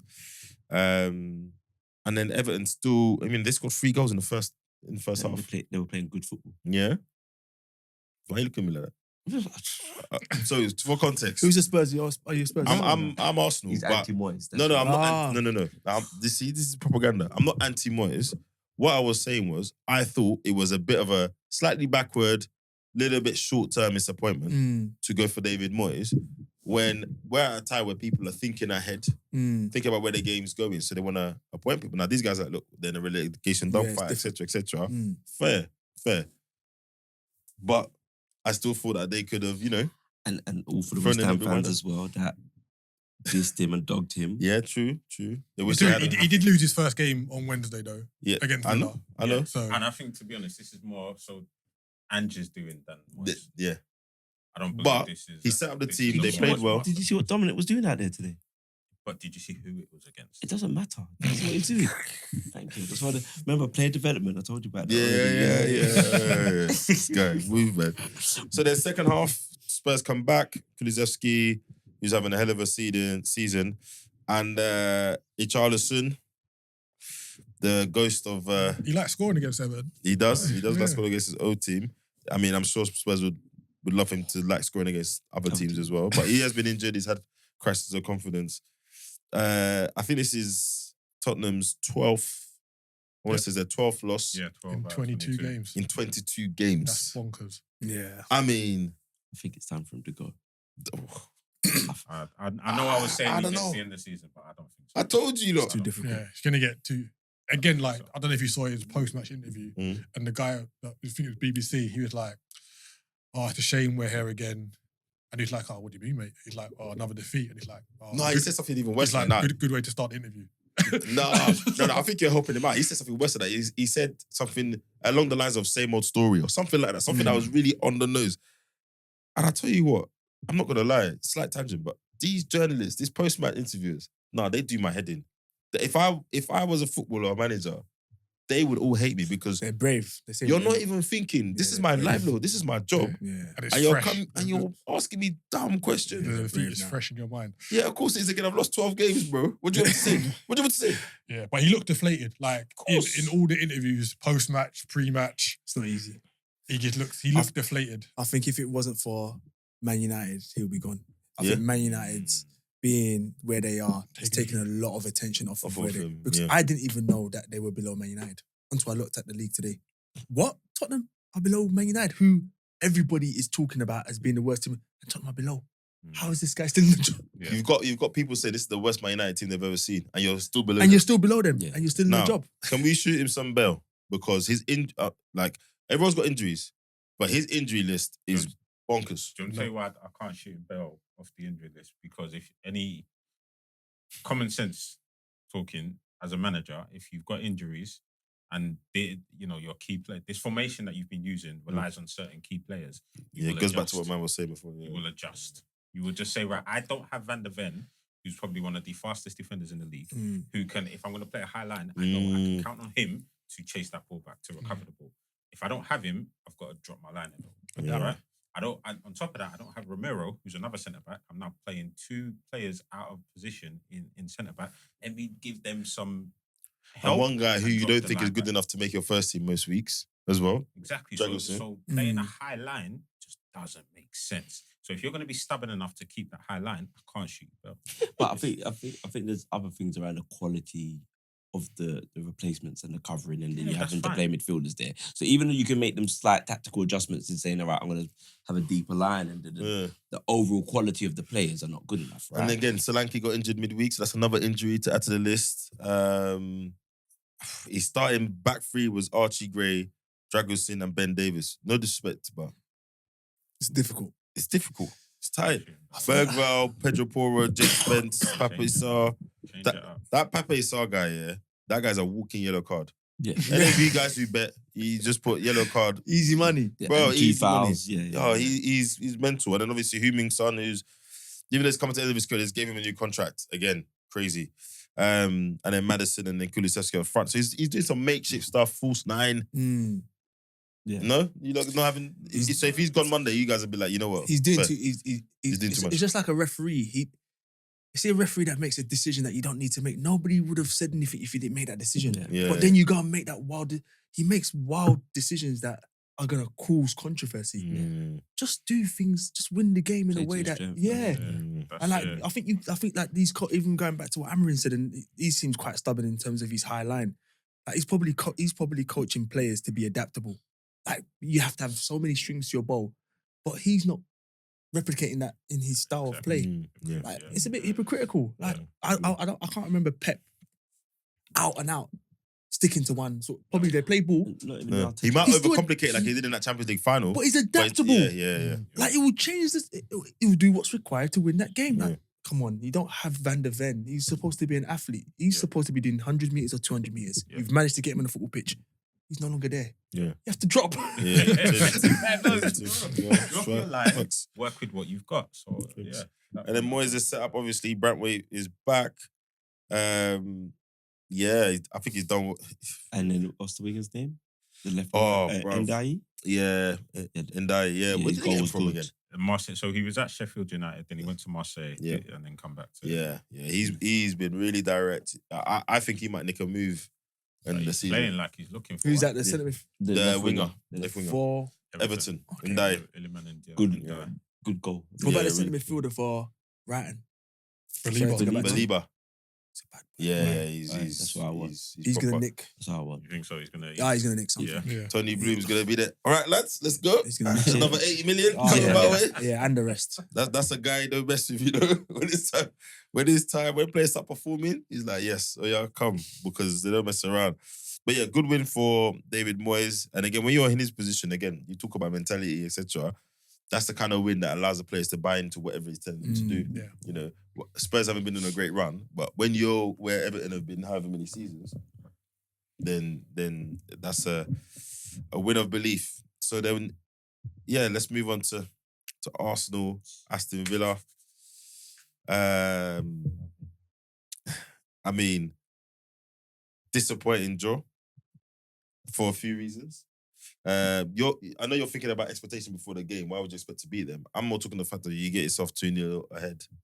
And Manage how the you game. manage it. Yeah. Manage see the out game the at game. home. Yeah, manage it. Arsenal go ahead through Gabriel Martinelli in the 35th minute. Kai Havertz, much more like Kai Havertz, adds a second just after half time, 10 minutes to second half. But it's not long before Villa turn it around. 2 goals in 8 minutes. Yuri Tielemans and Ollie Watkins. And then Just lots like- of controversy at the end as people as a deflection from Kai Havertz sends the ball in, but it was ruled out for handball because the rules state if the ball hits your hand and it leads to a goal, it cannot stand. Everyone became a video editor on social media. Yeah. Everyone became Zooming in, yeah. Everyone became Lucas Arts and DreamWorks on Twitter yesterday. Wow. But there was one or two angles that clearly show the ball hit his hand. Yeah. Whether it grazed it, but it hit his hand. And it shouldn't have even come to that. That's my point. Yeah. Why? That shouldn't be what we're talking about the most. We should be talking about yet another slightly meaty performance. We're good in patches, but it wasn't a good enough home performance. I just love whenever Unai Emery takes points off of Arsenal. Yeah. It's a perfect story, isn't it? I love it. It's a great story. I genuinely believe, people might look at me like I'm crazy or whatever, but I genuinely believe, given time, he would have taken Arsenal further than Arteta has. That's my belief. I tell you what, if you want to have an honest conversation, you just look at the facts. You take your club leader, just look at the facts. You have to say yeah, because even though Arteta's career is a lot younger, factually, Unai Emery has crossed the line more times than he has. Yep. And he asked for certain players, didn't get them. Now, there's an argument, he's known as a bit of a choker, right? He goes so far, that's why he does well in cups, but actually league-wise, he doesn't necessarily always prosper.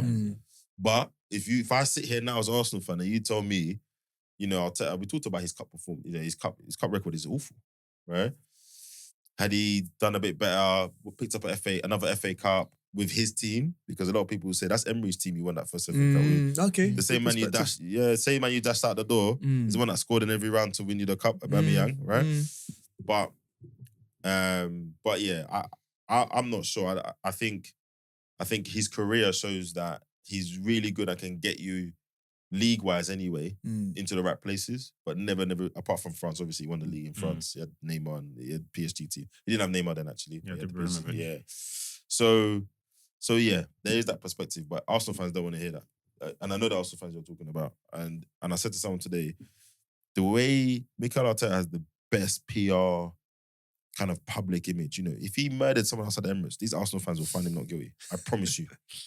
There's never any critique or any thought about he could be doing things better. There's always an excuses, and these excuses don't seem to hamper us when we win. Those excuses weren't hampering us when we beat Tottenham midweek.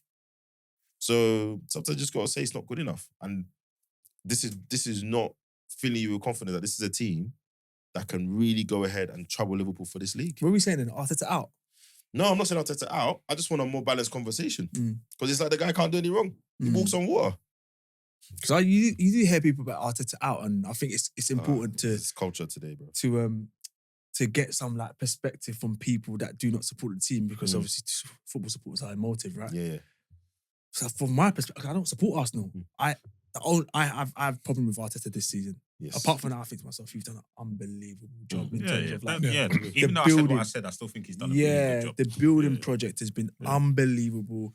The process he did to get players out that wasn't the right fit culturally for what he wanted, to get the right players in, for a team to be young enough to be playing a certain style. And they did, I feel like they remind me of Liverpool. But Liverpool got over the line in the end, but they did the Konami Cup, the COVID Cup that they won. That will always have the asterisk. Konami Cup. Thank you for that. Thank you for that. They'll always have the asterisk. You know my talk to this. The more of the season after was spent in COVID than I know. You guys need to win the league again, because that one will have. No, we don't. We won 26. We done 26 out of 27 pre-COVID. No, you do need to. You have to win the league again. Otherwise, you've got one Premier League, bro. Come May, don't worry. Yeah, I hope you guys win it, because I'm more of a football fan than I'm not like aligned to any club. So I actually want Liverpool, because I think they deserve enough for what Klopp did and all the rest of it. But but even for what Slot's done, he's just come in.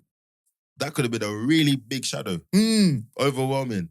And he's just quietly got about his business. And to be fair, it makes other people that have talked about shadows look silly. Like Alex Ferguson, he's a shadow of all shadows. But Klopp was a shadow. Like, there's proof now that somebody can just come in the first season and do it. But going back to what's his name, I think what Liverpool did very well was push, learn over the line. Whereas Arsenal have pushed. And now they're going to do the same thing, but push harder. I don't know. I don't think it is push harder. I think it's like oh, There's something stopping them yeah, from I learning. don't know Because you what's learn going from on. mistakes, right? I think because and Go on, sorry go to cut in Yeah, go. because we was 2-0 up. So in that moment, Odegaard's been there. Party's been part of that situation. Rice has been part of that situation. So the whole team As has in, I've experienced got that experience to So leverage now on. it's like, let's lock up shop now. Let's sit tight. Where was you're at Party home. going for the equaliser? I was like, what did you see? Because that ball weren't going where you ran to. I seen run forward, and I was like, what? So I'm not even mad at Arteta for what happened in the game. Yeah. Because that's player that's management. That's player management. Like the coach can't do everything for you.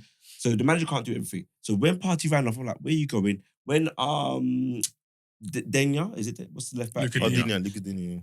Crossed it. No one really put real pressure on him for that cross. And then Marino just let my man run in. So was it Marino or was it Havertz? No, Marino let him run in. And then he got the diving header. Tielemans got the diving header. I'm sure it was Havertz. No, it weren't. It was Marino. It was Marino.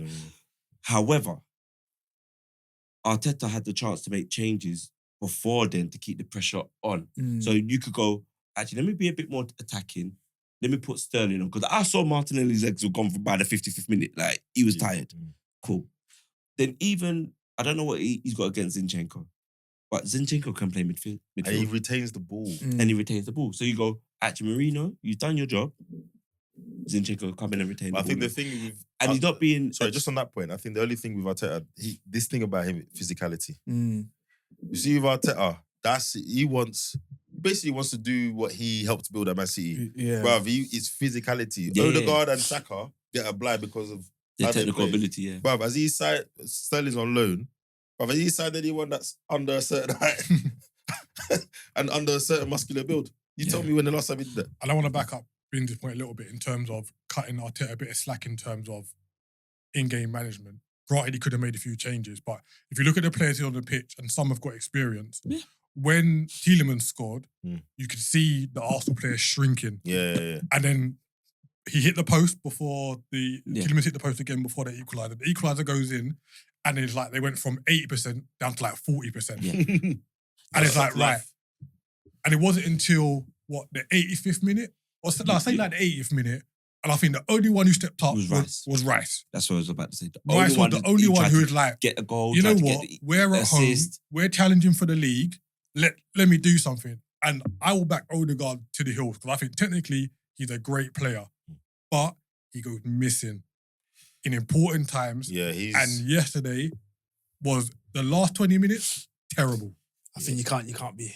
It's difficult to be too hard. Odegaard's a bad player. Yeah, but and no player can be perfect. I'm not saying nothing about his technical ability. I just mean if you got the armband in this Arteta team, you need to be the one to be like, right, boys, roll up your sleeves. And Rice was the only.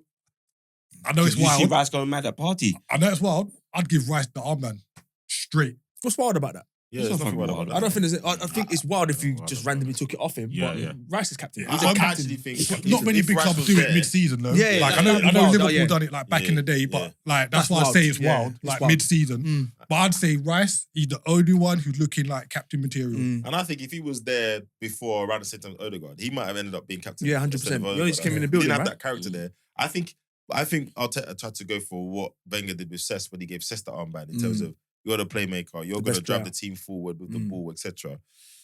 Look, and I take your point, you're right. It is about the player, but again, you set that tone, right? So if I make changes earlier than I normally would, if I'm banging on changes after 60th minute after they've scored, you see managers do it all the time. Other teams score, you see going like, hey, come here, from your warm-up. Yeah, set the tone. That helps the mentality. That changes You things. Sterling on like 10 minutes ago. Yeah, what's he going to do?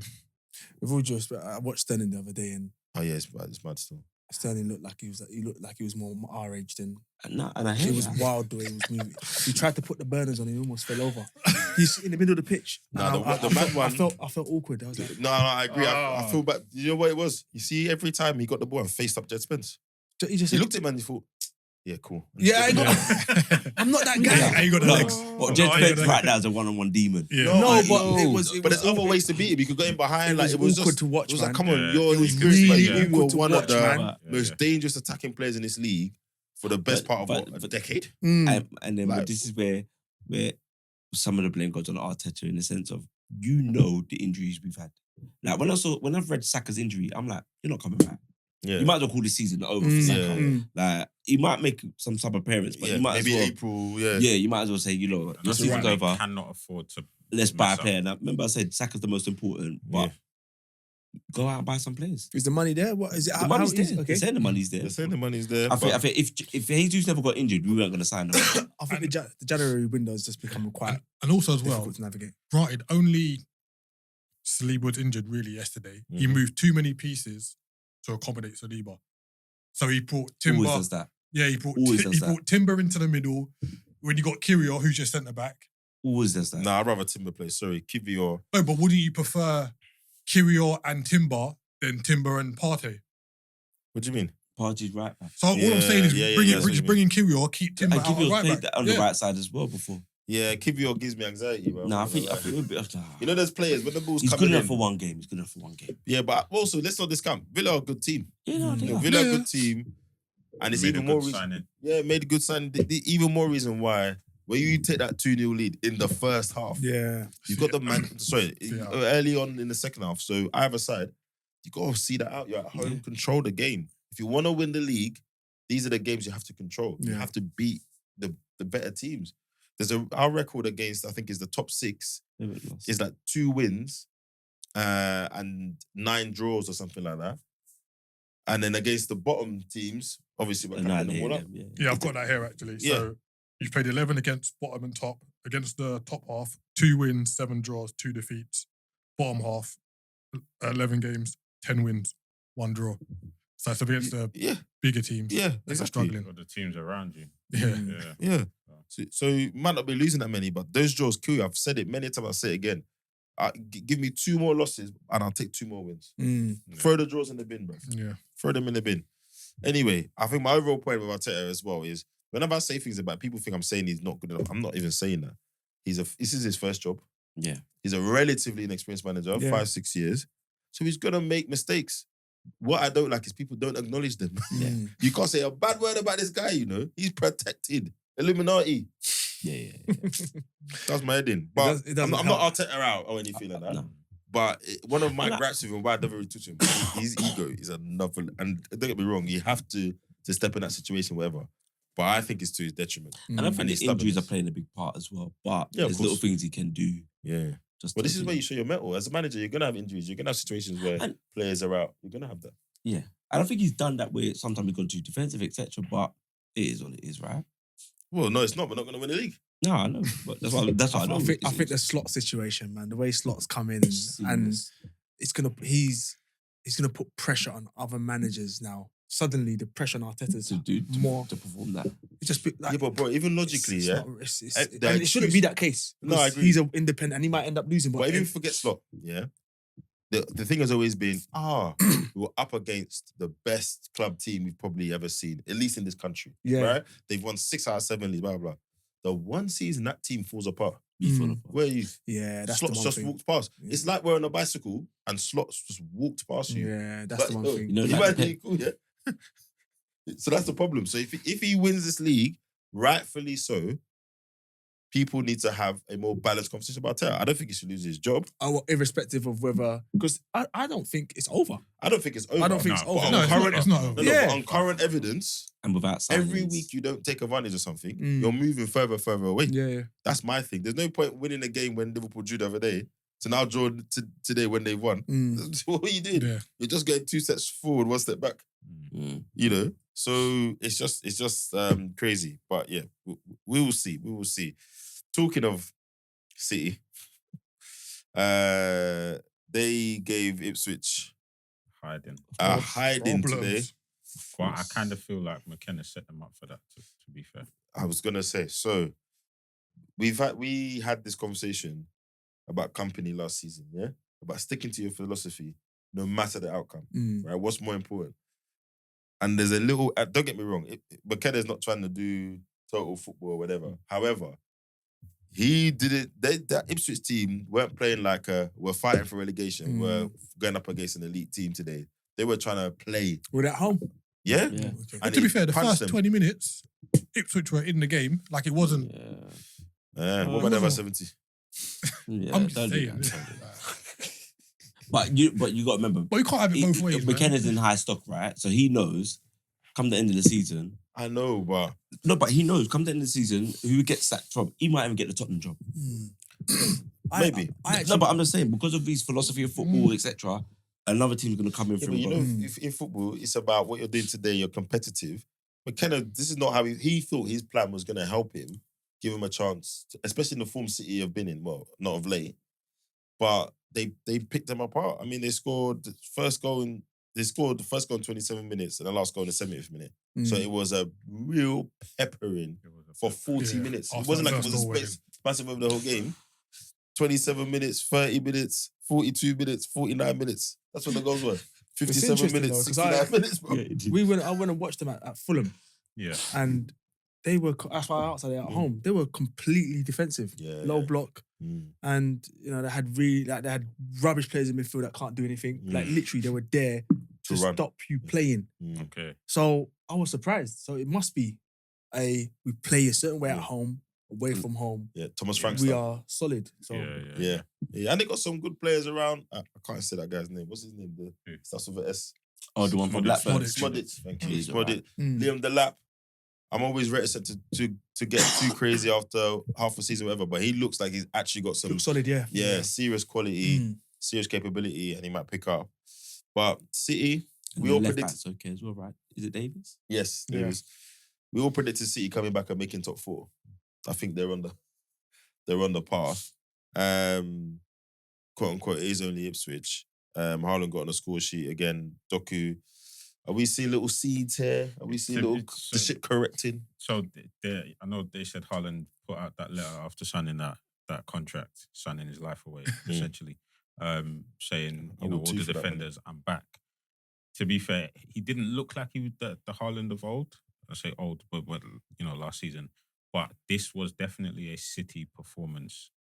And I know you say it's Ipswich, but they looked very good. Yeah. They looked very good. Doku looked direct and he was penetrating. His passes were coming off. De Bruyne was moving left to right as he does. He doesn't sit in one place, right? He'll pop up on the right wing and try to create something. He'll pop up behind the striker. They all looked... That guy puts so much mileage in. I think when he's 60, he's going to be problems, bro. De Bruyne, that guy puts in mileage. No, they look really good. I mean, and as of that result, they are now back in the top 4. Is it? Yep. Yeah. They're 4th Wow. as it stands now. Fourth is crazy, man. They're level on points with Newcastle, but got a +3 goal difference over them. So, you know, but they're still 6 points behind Nottingham Forest and Arsenal. It'll be interesting to see what the fourth, at this point, what the team in fourth will have in previous years. Because I feel like this season... It's going to be low. Losing games for fun and you're still in around it. Yeah. Like 8 games, right? I still think the Forest are going to drop out, man. Of course. I don't think so. Finish line. You think them guys have ever experienced that in their life? They've never experienced that 16 in games their life. So when they get down to the last 10, it's when they start realising that you know, they got bonus. momentum though. They got momentum, man. When they realise next year we could be having that Champions League bonus, we're going to be travelling on the plane. When it starts hitting the reality of what's happening next season. Chris Woods won't. You think it's going to be overwhelming? Of course it will be. The reality of what you're going to achieve. It's not going to be motivation.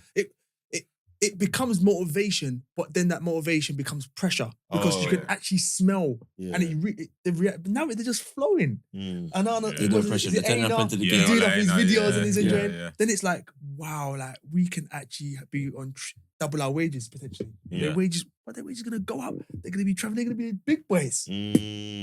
Okay, now you perform.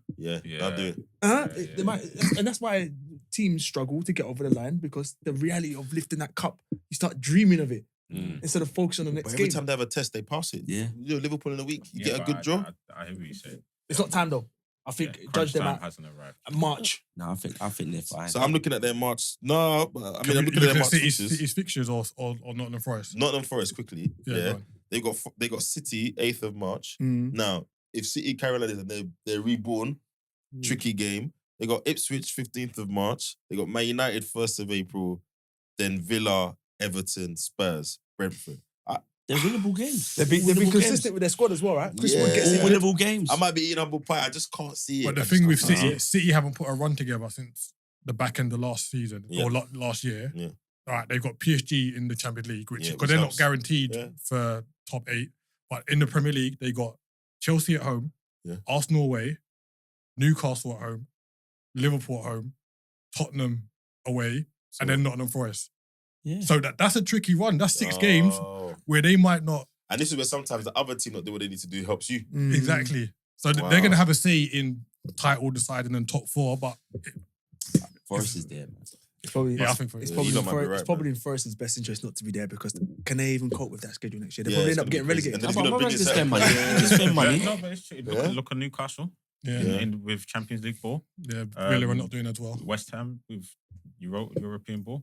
The only thing I will say though is, because of the owner they've got, they will been tackle spending. it differently. They've You been know, other spending clubs money. will bring in 1 or 2 man. Yeah. He said, bring "We're not in- getting relegated. I'm buying 30."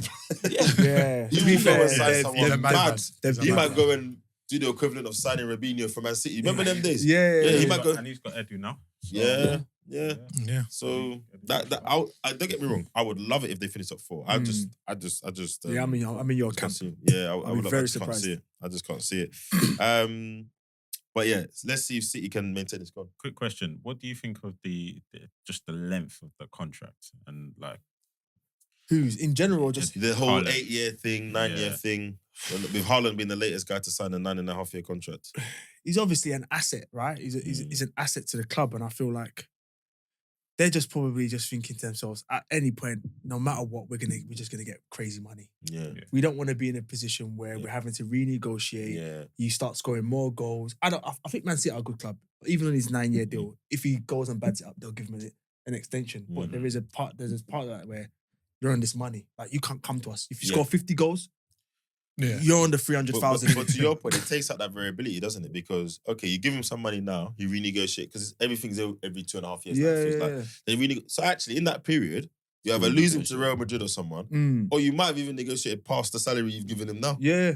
You know, possibly. And he's worth a hell of a lot of money. I think the other thing He's for him, 24. well, how many teams are there for him to go to right now? well, right now? Barca's situation with finance is all over the place. Real Madrid seem to be going in their direction with their strikers. So they may or may not look at him. But at the moment, they got Mbappe, Vinicius. There's space. Real Madrid to 5 space. But you know what's funny you say that? I reckon, because the thing is now, we've talked about this, whenever they figure that out, whether it's someone leaves, it might be in the next 2 years, right? 3 years. That's when that space starts to look very Haaland shaped. Yeah. And that's why that contract is there. If Real Madrid want If Haaland, you want him, Yeah, it's a 100%. 150, 200 million. Yeah. What? thing. Man, 200 only million God knows easy. what inflation's going to take money to. Yeah. 250 maybe. Yeah. He's a listen. That's the thing. I think Real Madrid, that's it. Yeah, If that's you the made me promise enjoy one. his career, Mm. Real Yeah, Madrid. that's it. And especially And I would if- tell him, don't be like KDB. No disrespect. what happened with Pep?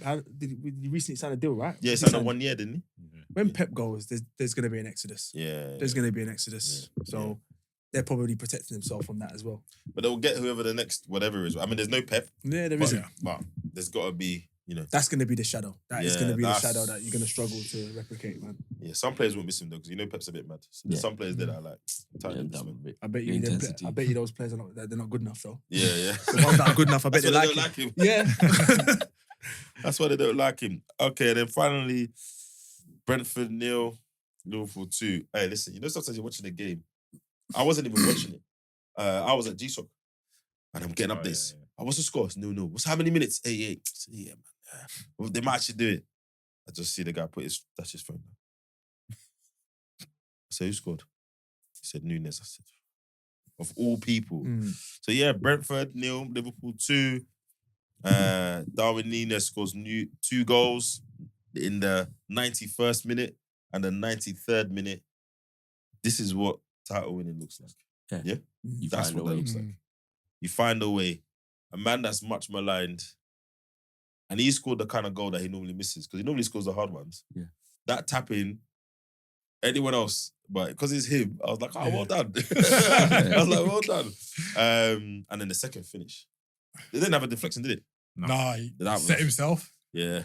Rasped it. Smashed Yeah, it. yeah. Smashed Again, it. another striker who, you know, Diaz is playing ahead of you Mm. in the central position. Jota. He's a winger. Jota's playing there. Not even- And then, yeah, so you kind of see and I've not scored like the fourth goal It's with a a 4-0 crucial goal. Yeah. or whatever. I've scored Yeah. 2 crucial goals. Mm. So the It'd guys be come massive for alive. his confidence, isn't it? Hugely. Massive. Yeah, I mean, definitely. Brentford, if they should have had a couple. You know, there was the one that They They should have scored in like the first Yeah, 5 flash minutes. couple flashed across the goal, right? Yeah, That one, yeah. there should have been a tap in, Yeah. and he kind of mistimed it. So Brentford were value for the draw. If No. not, No, they the weren't. numbers They are great. weren't. They weren't. Liverpool had like 30-something shots. Other than that chance, they hardly created anything. We I- peppered Hold them. on. They weren't value for the draw, but you didn't score until the 91st minute. No, But that don't mean they're value for the draw. That doesn't. Why they kept you out to the 91st minute? No, they didn't. Nah. It's not. the numbers was like, was it like 27 shots on target? Mm. Was it like 27 shots But on they had target? 8 shots No. on target. Brentford had 6. How many No, shots in total? we had 37 shots in total. The ones that count on target. Oh, no, but Okay, don't do that, John. you're, Oh, what am I doing? No, You know what I'm saying? you're doing the stats based thing that you don't like. You're doing the stats. Your based. No, stats I'm like not- we're Let's do I'm it keen. doing it We're on keen. watching the game. Those So are let's do it pundits. properly then. Okay, Okay. all right. Sorry. What do you want to do? Stats or no stats? Which one? The Oh, performance. sorry, the performance. Yeah, let's go back to that one. Performance, they thingy them. They outplayed them for the entire game. Don't like that. But I did hear there was 3 offsides that were given that. One. I'm just saying What, against I Liverpool? heard. Or? No, I get one. But he didn't go and score anyway, so it's pointless. Whoa, all right. It's All I'm funny, saying, innit? I heard it was about It's funny. It's funny. No, because normally it's Isaac that's given in the needle. He's more. No, because you. Yeah. Isaac's like, my work is done here. He's Are you not trying to diminish the thing, innit? I just heard there was 3 offsides that the line of flags was one. really early and never allowed it to play out and let VAR decide. But I'm just saying. It was just the one. But we So- were good value for the win. Yeah. So I Even believe Thomas that Frank said we played Liverpool, Yeah, but you know, I think about Arsenal, Man Thomas Frank. City. He said, we're No, the but I best like team. Thomas Frank. He's fairly objective. He's Yeah. fairly objective. Oh, no, When he no. thought Arsenal were the best team in the league, he said it. Mm. He thinks Liverpool are a level above Arsenal City at the moment. I don't know if you can argue with him. No, to be you honest. can't. And yeah, Liverpool keep marching on. think the Trent got an subs- assist. The subs were the key changer in this. Like I said against Man United, he got his subs wrong. Wrong, yeah. Against Nottingham Forest midweek and yesterday, got the Yeah, right no. subs. Mm. So Do you think, as a result of Gakpo's form, is having an impact on Diaz? Because Diaz came off around, what, yeah. 50th minute? I thought he was scoring. Wasn't he? Wasn't So Diaz in a bit he's of a... been up and down. You're getting Yeah. your goal, but you can see he's not a true 9. And there was a lot of times yesterday where him and Gakpo were occupying the same space because he naturally just drifts out wide. 'cause Who's that's where Diaz. Diaz, yeah. Because that's where he wants to be. Yeah. So it is having an impact on his But game. Gakpo's playing better. And to Isaac's point, he's raised a couple of times. The last 2 games have been Salah's worst games this season. But However, this is January, I'm this still- is- but let me finish. Hold on. I'm just gonna say Yeah. he.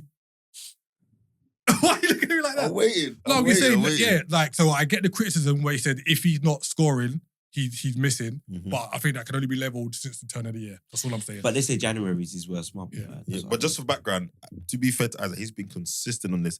I want to say for a year and a half almost.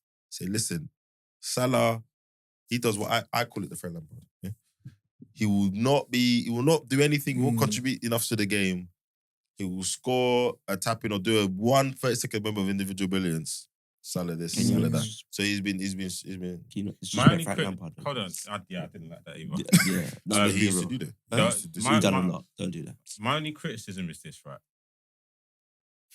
It's the goals and the assists, fantastic, but there are 11 players on the pitch, right? Everyone needs to pull their weight. If you have to drop and just be a body, fine, do that. But to just sit high and wide, That's and just sometimes tactics, but sometimes we get we get this added pressure because there's that body that's not there, Mm. right? Mm. But isn't that And- a slot thing though?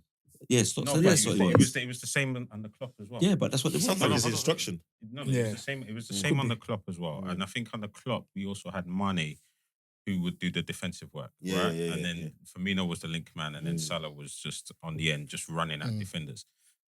Sometimes I feel like it has caused us when he's been very anonymous in the games and he's not pitched in. But then you can't argue against the goals and the assists that the he contribution. provides. So that's why sometimes, I do get onto him, and I'm just like, in these games When where it's we tight, need yeah. him, Yeah. and he doesn't provide anything, it's like we're scared to take him off to bring someone else on that could. Can I add something? Sorry, can I just add Yeah, something go on. quickly? As an Arsenal fan, I find that really interesting because there's that clip, I think we talked about it before, where Trent gets the ball, he wins the ball deep in the area, and because Salah's high and wide, he plays this amazing ball. And one of our friends was like, see, that's Arsenal. When he wins the ball, Saka started him right next to him because he's there doing his defensive duty. So it was interesting. But sorry, go on. Like, for me, like, goals are the biggest currency in football. Right? Like, they get paid a lot of money because ultimately that's the hardest thing. And if you've got a player that's scoring goals, they get away with all sorts. But it goes back to what you were saying before, innit? Yeah. And Don't come training, whatever. And what you have to do with every footballer, the manager's job is to protect the player's confidence. Yeah. You have to. That's your number one job. Give them confidence and protect their confidence. Because when the confidence is gone, it's mad. Yeah. So with your striker, they're usually the most insecure.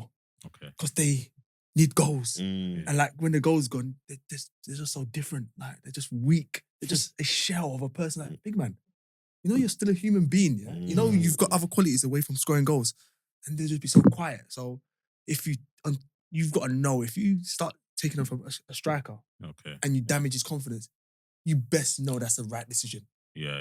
Because that comes with him not having confidence For the next game. for the next game when you know he's the bags man. Yeah. You know he's a bags man. You know he has other flaws, but ultimately he does the most important thing on this pitch. And this season, his assist has been crazy as well. He's improved, I think, as a player as well. And I think also Klopp done that. When Klopp used to take him off and maybe he would get mad. He would get mad at Klopp. Towards the back end of the season. Klopp would be like, come off. And he'd be like, what? Like, But he only started doing that because money started blowing up. No, he done it last season as well. He done it last season. I mean, he didn't even start him in some game. Remember West Ham when they had a little beef? No, but he didn't really used to take Salah off. Yeah, it took him a while, It was always Mane or Firmino. And then Mane started blowing up. And then all of a sudden you started seeing Salah getting brought off. But So yeah, that leaves Liverpool top of the table still with a game in hand. They are 6 points ahead of Arsenal and Forest and have a +8 superior goal difference over Arsenal. What are you saying? Is it Liverpool's to lose then? 100%. yeah. That's pressure. That's pressure then. Nah, but they got players that down it. Yeah, done it, DVD, Trent, Yeah. Like, it's theirs to lose, but it's not this. Robertson, Allison. We got to make them lose it. Gomez. The other teams ain't making them lose I it. think you got to push that narrative because that narrative is what applies pressure and you have to apply pressure. Yeah, it's the true. manager's doing the complete opposite. It's true. If that it's theirs to lose gets pushed out enough, Yeah. you Then it start starts seeing to cracks. seep in through. It's true. You start seeing It's cracks. true. Because they're like any other team. I You know, think they're the press media's the not old gonna do tools. that, right? They do their WhatsApp. The media's not going to do that right now. Nah, But I think he's the whole club's under the radar. Yeah. I feel like this The slot's media's under You know the why? radar. Because Slot's Love not it. out here shouting Love or it. do the things. And Man United are doing he's what just Man United are calm. doing. He Just just can't. And I taking think- the limelight. No, and to Love that it. point, I think that's why, in a lot of respects, Postecoglou hasn't helped himself. Yeah. Because he does these When he things goes that, into press conference. that become clips in the press, etc. Mm. Slot, even when things are good, he said, Yeah. listen, don't rate us yet. Let us play this. He's just very good at just keeping, it's never amazing and it's never really bad. He just does the middle. And that's a skill in So itself. the one time you saw the real competitive edge was the Nottingham Forest game when he was like, no. Like, His remember, head was hot. He kept going on about it. even on the touchline, Yeah. he was kept hot going on the on about the touchline. game. Then the game was what? In September or something? Yeah. Yeah, he wasn't happy He's about bad. that. Yeah. All right, just round up the rest of the games. Newcastle 1, Bournemouth 2. I told you, lot. I told you. 2, 4. They were not. Huh? I said Newcastle 1, It's a Bournemouth 2. Bournemouth 4. I thought you said 2, sorry. All right, Anyway, Hey, so can we say though there were some time travelers though? That's the running joke for the FPL because who triple captained Cliver? oh my gosh, someone triple Have you not captain. got like a group where No, we got a league, but but that it's is gone out on Twitter. unbelievable. That's about 5 people triple Triple captain captain. Justin Clive. out of nowhere? out Out of nowhere. But he played well the other day though, didn't he? No, but got a hat trick. No, this was Yeah. like 6 games ago we got a hat-trick. Yeah. And then Penalties. he got a Let's goal be and an clear. assist Yeah. about Away 2 to Yeah, games. it's about 2 games. Yeah. He played well the other Yeah. day. And then away to Newcastle, not even at home. You think he's going to do that? But anyway, You saying Um, someone? Let's I don't see what know they're gonna what say. they saw. Yeah, they done. Let me phone them They because done done the the car. I'm interested in the They jumped future. in the trust car. me, bruv, big Hail Mary. But Bournemouth came here with serious intent. You know, they what I really noticed, bro.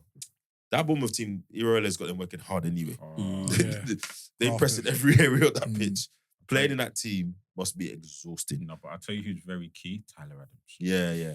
He is Yeah. a pit bull in the middle of the park. I tell you what, I'm not a big fan of his football-wise, but if you want someone to cause havoc, he will do that. To me, he's a modern-day, smaller Robbie Savage. That's, Nah, that's a bit. He got a bit more He's saying he's doing dirty.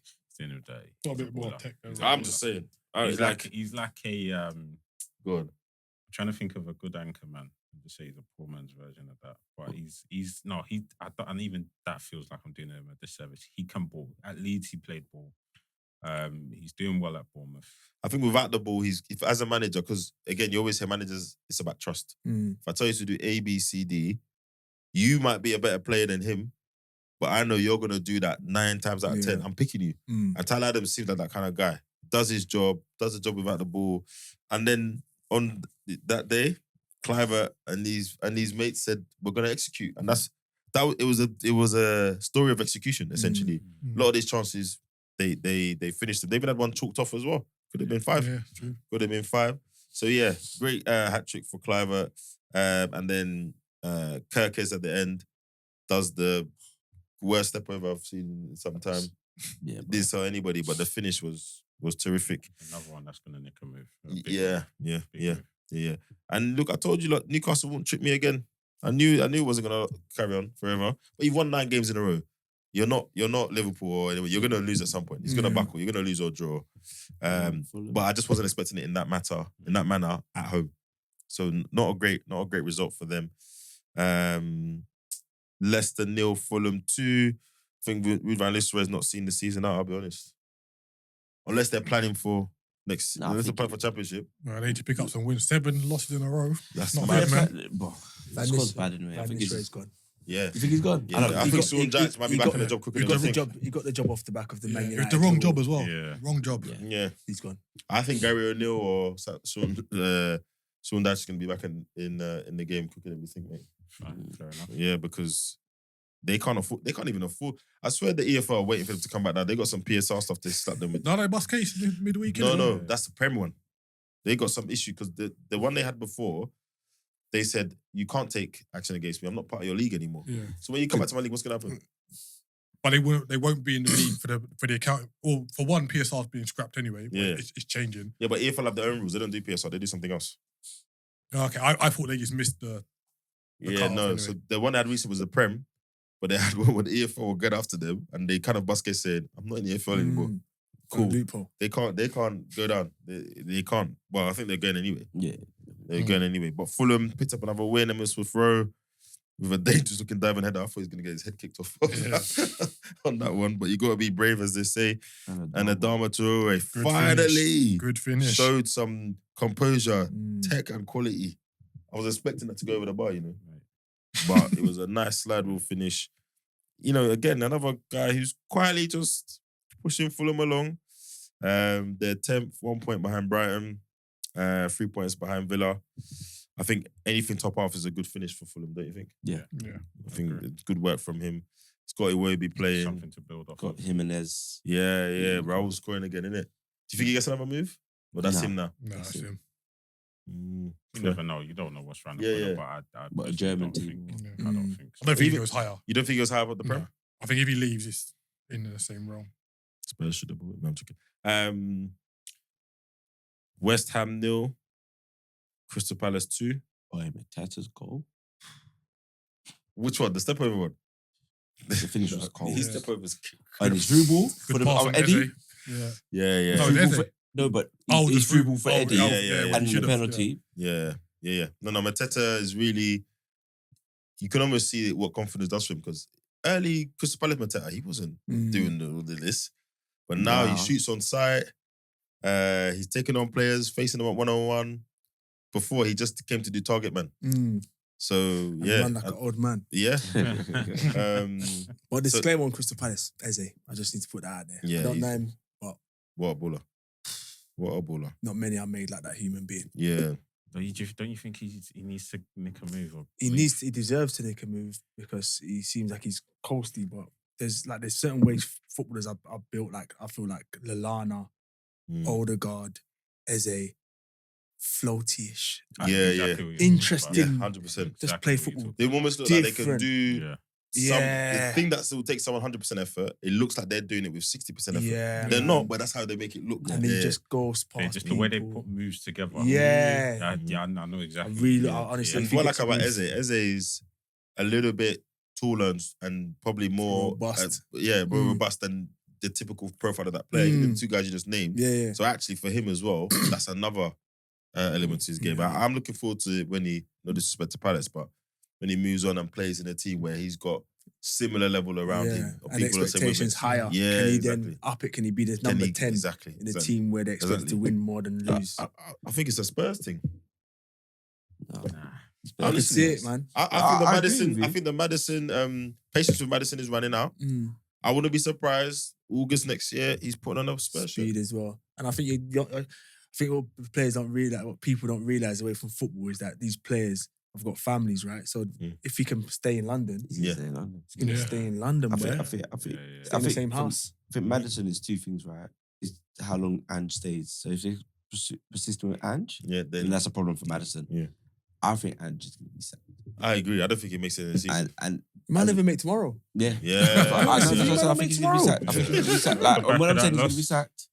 So, yeah. But yeah, Eze at Spurs, could see that. Bad, even though they're a bad squad. I'll even take him at United. Yeah, definitely. Take him at United. Maybe he's too good for United now. Imagine that. True. And then lastly, Nottingham Forest 3, Southampton 2. Ooh. This was a bit closer than I was expecting, I'll be honest. Southampton got 2. Yeah. They could have got the equaliser. I had cleared it off the line in like the 90th minute. Yeah. Oh, yes. Yeah. That boy is playing the season of his life. He does a little social media and he's post enjoying his life as well. Yeah, I follow him. He's just a normal guy. Yeah, and that's what I like about him. Yeah, he's just enjoying his situation. He's not trying to do too much. Yeah. I'm untouchable. I'm very touchable. You lot can speak to me. I won't be surprised if you went on random lives and you can actually interact with him as a supporter. No, he's great. Elliot Anderson got the opener for Forest. Callum Hudson-Odoi, again, who's having a bit of a renaissance of his own. He was 5 million, if I remember correctly. Yeah. Got the second. No buyback either. Chelsea. Chris Wood assist, and then Chris Wood, of course, pops up with a goal. Captain, whoop, whoop. Yeah. Do you captain him? Yeah, man. Yeah, come on. Fair. Good move. I'm closing that gap. Ola Aina, you ain't Closing still. that gap. You ain't still. You're not. Love it, bro. Then Jan Bednarek gets one back for Southampton. And 91st minute, Paulo Onuachu gives Southampton some hope. And as Keith said, they had a chance, but Iron and the form is in. He said, nah, not today. So that rounds up all the games. Another twist and turning weekend in the Prem. If you had to bet in a few games, there's a few that didn't go your way. Newcastle game. To be fair, a lot of people are probably better than Arsenal draw the way they've been playing recently. And that Everton Tottenham result, I don't know if I would have expected it to go that way. And then on Monday the 20th, Chelsea play Wolves at home. The form Chelsea are in, who knows? But they should be beating Wolves at home. It shouldn't be an issue. Current form. But it just leaves me to thank Solly. Thanks for coming in, bro. Pleasure, really guys. appreciate it. Appreciate it. No, Thanks for the insight and stuff. And look, there's have to be one time. So some point in the future when you feel like there's something to talk about, something interesting, just let me know. Yeah. Back on. And next time, I'll definitely go to the toilet beforehand because I'm ready to go to the toilet for maybe the first minute. Yeah. You get used to it. You before you record, you just go and sort it out. All right, like as always, please like, share, subscribe, and we'll see you next time. Peace. Peace.